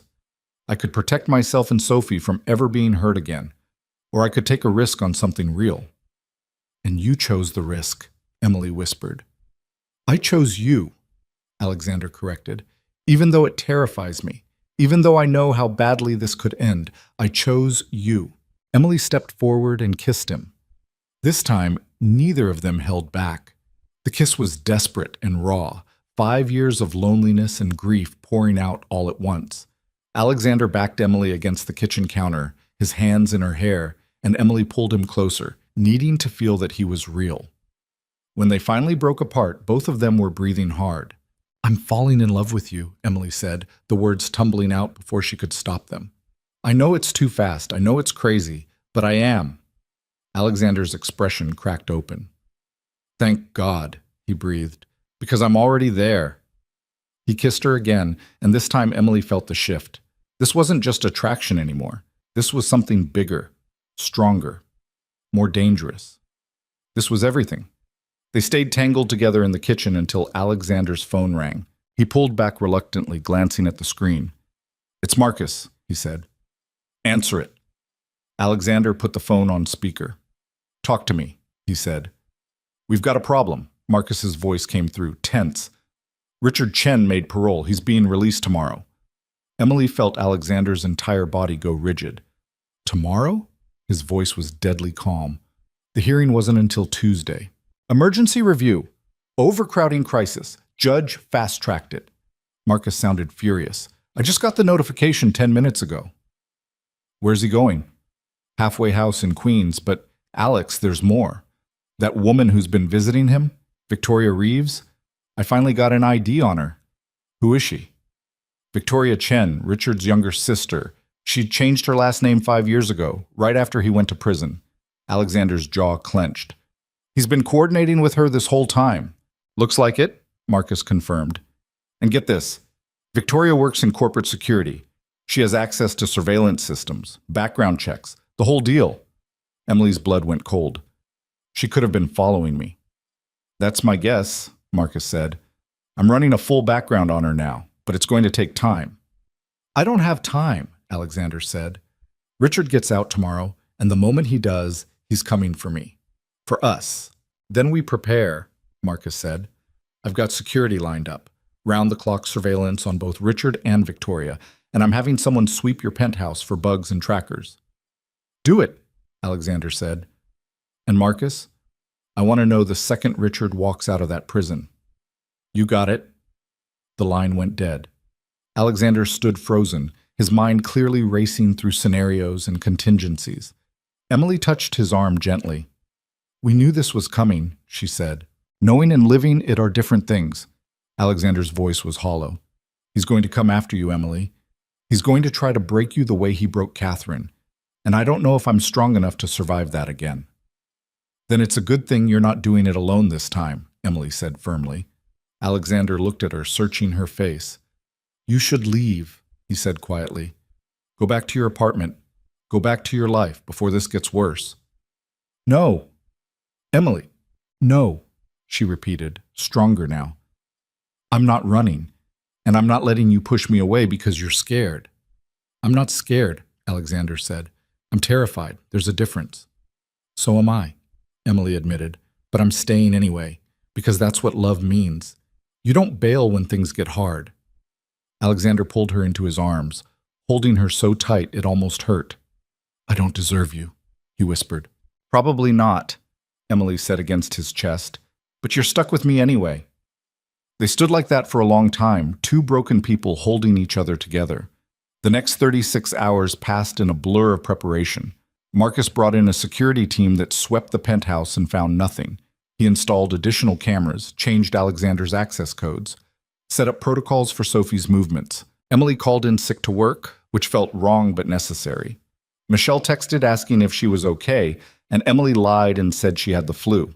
Jake called twice, and both times Emily kept the conversation light and normal, not mentioning the threats or Richard Chen or the fact that she was currently living in a billionaire's penthouse because leaving might get her killed. Tuesday morning arrived with rain and the kind of cold that felt personal. Richard Chen was released from prison at 9 a.m. Marcus called at 9:03. He's out, he said without preamble. Walked out the front gates, got into a car with Victoria, and drove to the halfway house in Queens. They're there now. Alexander was pacing the living room, unable to sit still. How long will he stay there? Legally? At least 30 days, but if he violates parole, he could be back inside within hours. Then we make him violate, Alexander said coldly. Alex, I'm not sitting around waiting for him to make a move, Marcus. Not this time. Emily, sitting on the couch with her laptop pretending to work, looked up sharply. What are you planning? She asked.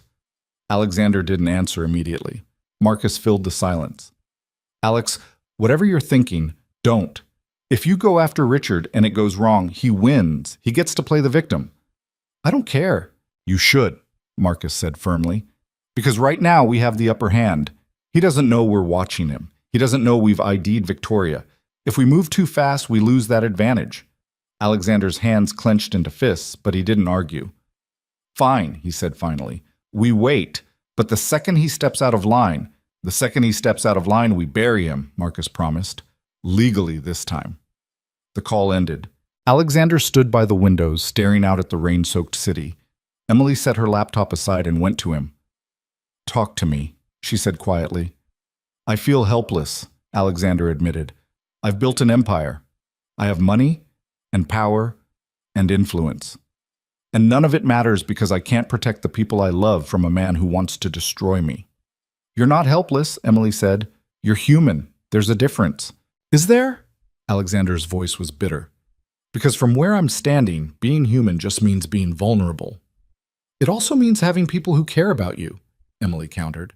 Marcus is risking his career to help you. I'm risking my safety to be with you. Sophie loves you unconditionally. You're not alone in this, Alexander. Stop acting like you are. Alexander turned to look at her, and she saw tears in his eyes. I'm so tired, he whispered. I'm so tired of fighting. Emily pulled him close, and for the first time since she'd met him, Alexander Hayes let himself break down. He cried against her shoulder, silent, shaking sobs that felt like they'd been building for 5 years. Emily held him through it, running her fingers through his hair, whispering that it was okay, that she had him, that he wasn't alone. When he finally pulled back, his eyes were red but clearer. I'm sorry, he said roughly. Don't apologize for being human, Emily said softly. Alexander kissed her, gentle this time, grateful, and rested his forehead against hers. Thank you, he whispered. For what? For not running, for staying, for... He stopped, seeming to search for words. For making me feel like maybe I can survive this after all. Emily's chest ached. We'll survive it together. The moment was broken by Emily's phone buzzing. She pulled it out, expecting Jake or Michelle. Instead, it was another unknown number. Her blood went cold. Alexander saw her expression and immediately went on alert. What is it? Emily opened the message. It was a photograph of Sophie at her playdate, taken through a window from outside. Below it, a single line of text. She's beautiful. It would be a shame if something happened to her. Emily's hand shook so badly she almost dropped the phone. Alexander grabbed it, read the message, and went absolutely white. Then his expression shifted into something terrifying, pure, cold rage. He dialed Marcus. Get Sophie, now. I don't care where she is or who she's with. Get her and bring her here immediately. Alex, what? Richard just threatened my daughter. Alexander cut him off, his voice deadly calm. So I'm done playing nice. Get Sophie to safety, then meet me at the halfway house in Queens. Alexander, don't. Alexander hung up and headed for the door. Emily grabbed his arm. What are you doing? Ending this, Alexander said flatly. By doing what? Beating him up? Getting yourself arrested? Emily's voice rose. That's exactly what he wants. He's baiting you. I don't care. Yes, you do, Emily said fiercely. Because if you get arrested, who protects Sophie? Who runs Hayes Global? Who makes sure Richard doesn't win? Alexander stopped, his jaw working. He threatened my daughter, he said, and his voice cracked. He sent someone to watch her, to photograph her, I know, Emily said, and we're going to stop him, but not like this, not by playing his game. Alexander's phone rang. Marcus. I've got Sophie, Marcus said immediately. She's safe. I'm bringing her to the penthouse now. How long? 15 minutes. Alexander closed his eyes in relief. Thank you, he said roughly. Don't thank me yet, Marcus said, because I just got word from my contact at NYPD. They're opening an investigation into the threats against Emily, the texts, the photos, all of it, and they want to question Richard Chen. Alexander's eyes snapped open. When? They're sending officers to the halfway house right now. A grim smile crossed Alexander's face. Good, he said. Let him explain to his parole officer why he's harassing people within 24 hours of getting out. There's more, Marcus said. Victoria's car was spotted near Sophie's playdate. Security cameras caught her license plate. If the police can tie her to the photo of Sophie, they're both going down, Alexander finished. Looks like it, Marcus confirmed. Justice system might be slow, but it's thorough, and Richard just gave us everything we need to put him back in prison. The relief on Alexander's face was almost painful to watch. Keep me updated, he said. Will do. See you in 10. Alexander hung up and immediately pulled Emily into his arms. It's going to be okay, he said, more to himself than to her. Sophie's safe. Richard's about to violate parole. We're going to be okay. Emily held him tight, feeling his heart racing against hers. We're going to be okay, she echoed. But even as she said it, a small voice in the back of her mind whispered that this wasn't over. Men like Richard Chen didn't go down easily, and whatever was coming next was going to test all of them in ways they couldn't imagine. Sophie arrived at the penthouse 15 minutes later, confused and frightened by the sudden change in plans. She ran straight to Alexander, who scooped her up and held her so tight Emily worried he might hurt her. Daddy, you're squishing me, Sophie complained, but she hugged him back just as fiercely. Sorry, sweetheart, Alexander said, his voice rough. He set her down but kept one hand on her shoulder. Are you okay? Did anything strange happen at Mia's house? Sophie shook her head. No, we were just playing with her new dollhouse. Why did I have to leave early? Alexander glanced at Marcus, then at Emily, clearly struggling with how much to tell a 7-year-old. Emily knelt down beside Sophie. Your dad just wanted to make sure you were safe, she said gently. Sometimes grown-ups worry about things, even when everything's probably fine. Sophie looked between them, with the two perceptive eyes of a kid who'd learned early that adults didn't always tell the whole truth.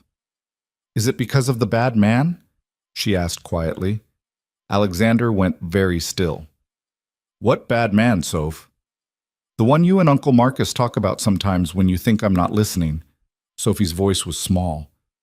The one who hurt Mommy. Emily's chest squeezed painfully. Alexander closed his eyes for a moment, then opened them and pulled Sophie close again. Yes, he said honestly. It's because of him. But I promise you he's not going to hurt anyone ever again. Okay? Sophie nodded against his chest. Okay, Daddy. Then she pulled back and looked at Emily. Will you stay with us until the bad man goes away? Emily's throat felt tight. Yeah, kiddo. I'll stay. Good, Sophie said firmly. Then with the resilience of children everywhere, she spotted her tablet on the coffee table and immediately shifted focus. Can I watch my show? Alexander laughed, broken but real. Yeah, you can watch your show. Sophie settled onto the couch, and Marcus gestured for Alexander and Emily to follow him into the kitchen where they could talk without being overheard. NYPD just picked up Richard Chen for questioning, Marcus said quietly, and they're bringing Victoria in too. The photo of Sophie was sent from her phone. She wasn't even smart enough to use a burner this time. How long can they hold them? Alexander asked. 48 hours without charging them. But with the parole violation, Richard's going straight back to prison regardless. Marcus pulled up something on his phone. And get this, Victoria made a mistake. She's been documenting everything. Photos, notes, timelines. She kept it all in a cloud storage account that she apparently thought was secure. My guy found it an hour ago. What kind of documentation? Emily asked. Marcus's expression was grim. Plans. They were planning to kidnap Sophie. The words hit like a physical blow. Alexander's face went white, then red. They what? Victoria had rental information for a van, blueprints of Sophie's school, guard schedules. They were going to grab her next week during pickup. Marcus's voice was hard. They were going to use her to force you into signing over Hayes Global, then... He stopped, glancing at Emily. Then what? Alexander's voice was deadly quiet. Then they were going to kill all three of you, Marcus said flatly. Make it look like a murder-suicide.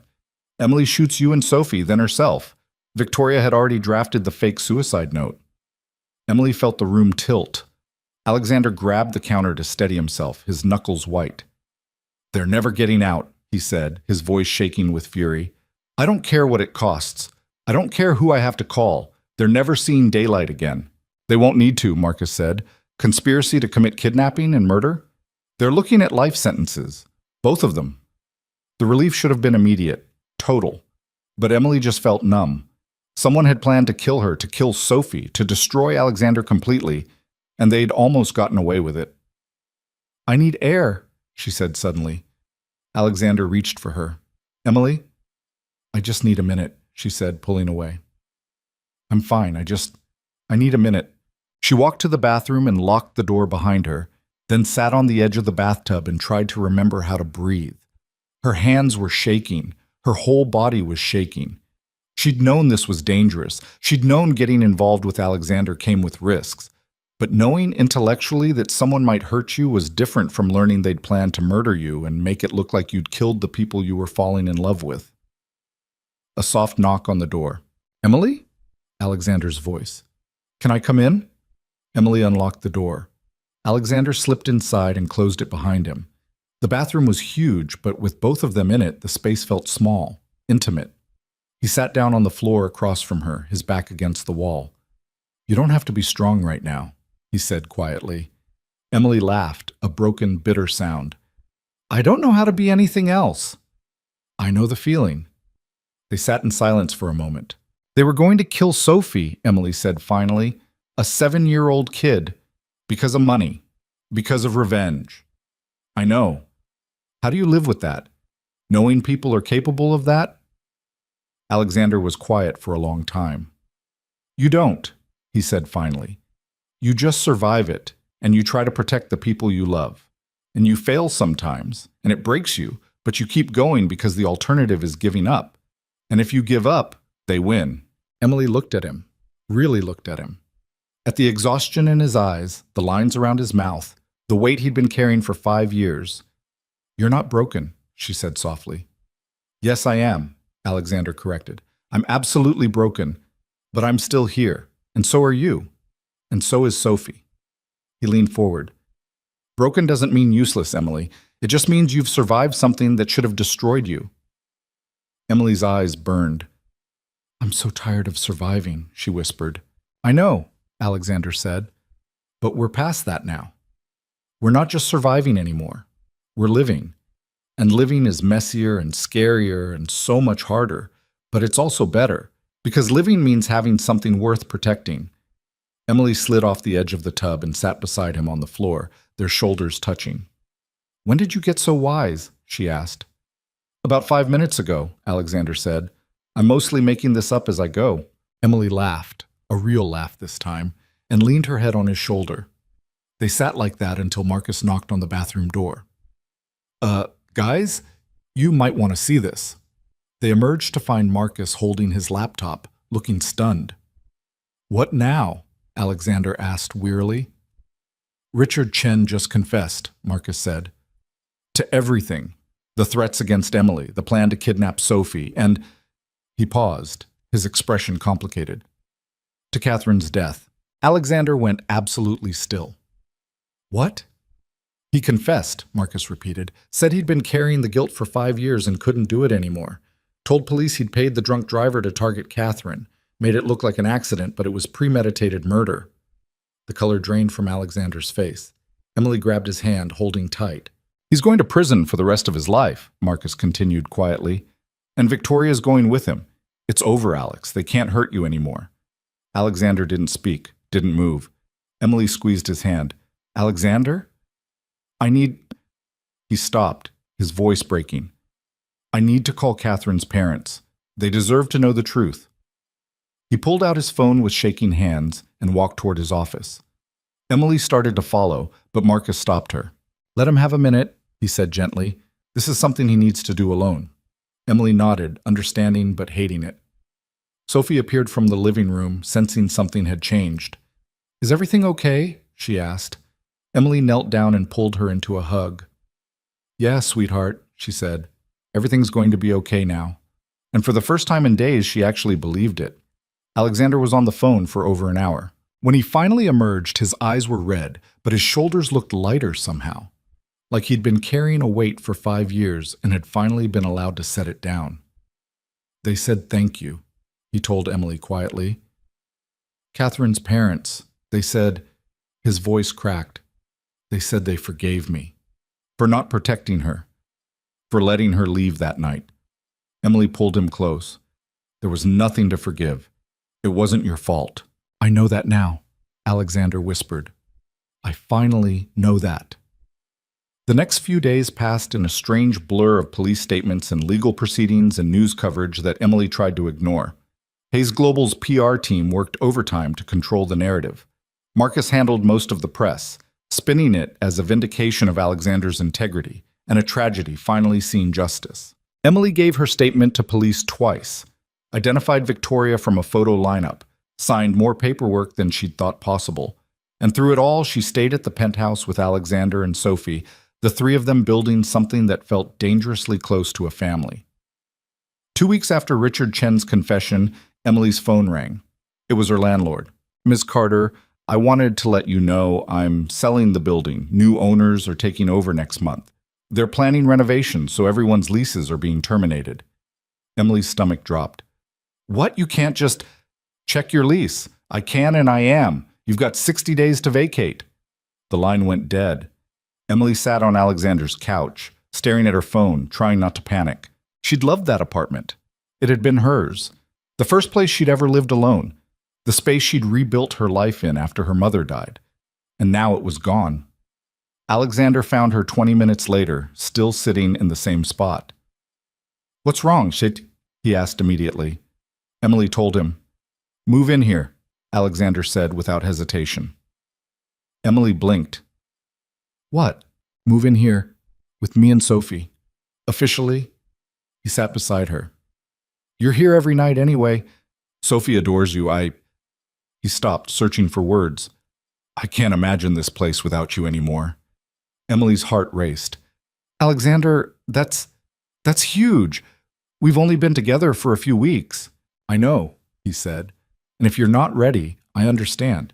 But Emily, I'm 32 years old. I've built a company from nothing. I've survived losing the woman I loved. I know what I want, and what I want is you. Here, with us, every morning and every night." Emily's eyes stung. "What about Sophie? What if we don't work out? I can't break her heart."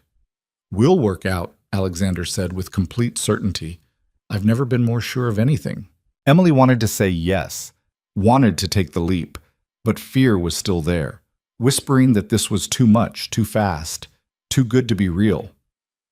"Can I think about it?" she asked. Alexander's expression flickered with disappointment, but he nodded. "Of course. Take all the time you need." Emily spent the next 3 days thinking. She talked to Jake, who was thrilled at the idea of his sister finally being happy. She talked to Michelle over coffee, who was skeptical but supportive. She even talked to Marcus, who surprised her by saying, "If you make him happy and you're good to Sophie, then you have my blessing. And if you hurt either of them, I know a lot of creative ways to hide a body." But the person who really helped her decide was Sophie. Emily was reading to her one night before bed when Sophie interrupted the story. "Emily, can I ask you something?" "Sure, kiddo." "Are you going to stay with us forever?" Emily's throat tightened. "What makes you ask that?" "Because Daddy's happy when you're here," Sophie said simply. "And I'm happy when you're here. And I don't want you to leave like Mommy did." Emily set the book aside and pulled Sophie into her lap. "Your mommy didn't want to leave," she said gently. "She loved you so much, and she didn't choose to go away." "I know," Sophie said. "Daddy told me. But she's still gone. And I'm scared you'll be gone too." Emily's heart shattered. "I'm not going anywhere," she said firmly. "I promise." "Do you promise forever?" Emily thought about all the reasons she shouldn't make that promise, all the ways it could go wrong. Then she thought about Alexander's smile, Sophie's laugh, the way she felt when she was with them, like she'd finally found the place she was supposed to be. "Yeah," Emily said, "I promise forever." Sophie hugged her tight. "Good, because I want you to be my mom." Emily's eyes flooded. Sophie, I know you're not my real mom," Sophie continued, "but you could be my bonus mom. Mia at school has a bonus mom because her parents are divorced, and you could be mine because my real mom is in heaven." Emily held Sophie close and let herself cry. "I would be honored," she whispered, "to be your bonus mom." When she tucked Sophie in and went to find Alexander, he was in his office, working late as usual. "Hey," Emily said from the doorway. He looked up, saw her expression, and immediately stood. "What happened? Are you okay?" "I'm moving in," Emily said. Alexander went very still. "What?" "I'm moving in," Emily repeated. "Officially, permanently, all in, just like you said." "What changed your mind?" Emily crossed the room and took his hands. "Sophie asked me to be her bonus mom," she said, her voice shaking. "And I realized I didn't just want to be with you. I wanted to be part of this family, your family, and I'm tired of being scared of good things." Alexander pulled her close and kissed her, deep and desperate and full of promise. "I love you," he said against her lips. "I love you too," Emily whispered back. "Marry me." Emily pulled back, her eyes wide. "What?" "Marry me," Alexander repeated. "I know it's fast, I know it's crazy, but I've already lost 5 years being afraid to feel anything. I don't want to waste another minute." Emily stared at him, her heart pounding. Every rational part of her brain screamed that this was insane. They'd barely been together 2 months. They were still figuring each other out. But the part of her that had survived poverty and loss and threats and fear, the part that had learned the hard way that life was short and precious and unpredictable, that part knew exactly what to say. "Yes," Emily said. "Yes, I'll marry you." Alexander's face transformed with joy. He picked her up and spun her around, both of them laughing like idiots. "We're doing this," he said, setting her down. "We're really doing this." "We're really doing this," Emily confirmed. Then she remembered something. "Wait, don't you need a ring or something?" Alexander's smile turned sheepish. "About that." He pulled open his desk drawer and retrieved a small velvet box. Emily's jaw dropped. "How long have you had that?" "I bought it the day after you agreed to have dinner with me," Alexander admitted. "I know, I'm insane. But I saw it and I thought of you and I just knew." He opened the box. Inside was a ring that made Emily's breath catch. Simple, elegant. A single diamond on a platinum band. Nothing ostentatious or flashy, just beautiful. "It's perfect," Emily whispered. Alexander slipped it onto her finger, and it fit like it had been made for her. "You're perfect," he corrected softly. Emily laughed through tears. "I'm really not. I'm broke and stubborn, and I have no idea how to be part of a wealthy family. Good thing I'm not looking for perfect," Alexander said. "I'm looking for real. And you're the most real thing that's ever happened to me." They stood in his office, holding each other, the ring glinting on Emily's finger, and for the first time in her entire life, Emily felt like she was exactly where she was supposed to be. 3 months later, on a crisp Saturday morning in early spring, Emily Carter married Alexander Hayes in a small ceremony in Central Park. Jake flew in from Ohio and cried through the whole thing. Marcus served as best man and gave a speech about second chances that left everyone emotional.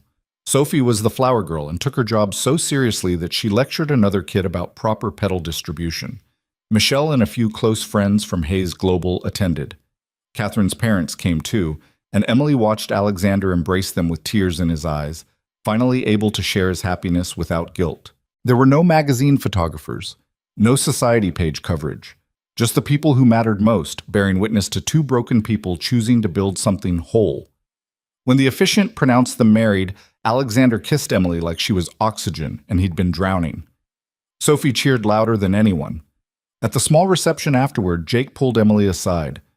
"I'm proud of you," he said, hugging her tight. "Mom would be too." Emily's eyes burned. "You think so?" "I know so," Jake said firmly. "She always wanted you to be happy. And Em, you're glowing. I've never seen you like this." Emily glanced across the room where Alexander was holding Sophie, both of them laughing at something Marcus had said. "I never thought I could have this," she admitted. "A family, security, someone who looks at me like I'm worth everything." "You were always worth everything," Jake said. "You just needed someone who could see it." The reception was small and perfect, and ended early because Sophie had a horse show the next day that she refused to miss. That night, Emily and Alexander stood on the balcony of their penthouse, their home now, not just his, looking out at the city that had brought them together. "I have something for you," Alexander said. Emily turned. "You already gave me a ring, and a wedding, and a family. What else could you possibly—" Alexander handed her an envelope. Inside was a check, made out to Jake Carter, for the full amount of his remaining tuition and living expenses. Emily's throat closed. "Alexander, I can't—" "You're not," he interrupted gently. "I am, because Jake is family now, and family takes care of each other. He shouldn't have to worry about money when he's trying to get his degree." Emily's vision blurred with tears. "Also," Alexander continued, pulling out another document, "I talked to the board at Hayes Global. We're creating a new position, Chief of Community Investment. It's yours if you want it. Same salary as the other C-suite executives. Your job would be to identify organizations and causes worth supporting, to make sure Hayes Global is actually doing good in the world, not just making money." Emily stared at him. "You created an entire position for me?" "I created a position the company should have had all along," Alexander corrected. "But yes, I want you to have it, because you understand what it means to struggle, what people actually need, and I trust you to use our resources wisely." Emily launched herself into his arms, kissing him hard. "I love you," she said fiercely. "I love you so much." "I love you too," Alexander whispered. "Thank you for taking a chance on me, on us." "Thank you for seeing me," Emily said. "Really seeing me, not just the assistant trying to survive, but the person underneath." They stood wrapped around each other as the city lights sparkled below, two people who'd learned the hard way that survival wasn't enough, that life required risk and trust and the terrifying leap into the unknown. Inside, Sophie was already asleep, dreaming of horses and her bonus mom who'd promised forever. And in a small apartment in Ohio, Jake opened his laptop to find an email notification about a full scholarship fund established in his mother's name. Emily Carter Hayes had spent 30 years learning how to survive. But standing on that balcony in Alexander's arms, her husband now, her partner, her choice, she finally understood what it meant to truly live. Not perfectly, not smoothly, but fully and completely and with every messy, complicated, beautiful piece of her heart. The photograph that had started everything, that accidental moment of vulnerability, had cracked through the walls they'd both built. And what they'd built in its place was stronger than either of them could have imagined. A family born from chaos. Love born from fear. Hope born from the ashes of everything they'd lost. It wasn't the fairy tale Emily had stopped believing in as a child. It was better. It was real. And 3 years later, when Emily stood in a hospital room holding a newborn daughter, while Alexander and Sophie crowded around in wonder, she finally understood what her mother had tried to tell her all those years ago, that life breaks everyone, but some people become strong in the broken places. That survival is necessary, but living is the goal. That love, real love, isn't about perfection. It's about choosing each other every single day, even when it's hard, especially when it's hard. Emily looked at her husband, her stepdaughter, her new baby girl, and felt the weight of everything she'd survived shift into something lighter. Gratitude. She'd sent that photograph by accident on a cold Monday night when her life was falling apart. And it had changed everything. Not because the photograph itself was magical, but because it had been real, vulnerable, human. And sometimes being human, messy and imperfect and scared, was exactly what the world needed. Emily Carter had learned to survive poverty and loss and threats and fear. But Emily Hayes had learned something even more important. She'd learned to live. And in the end, that made all the difference.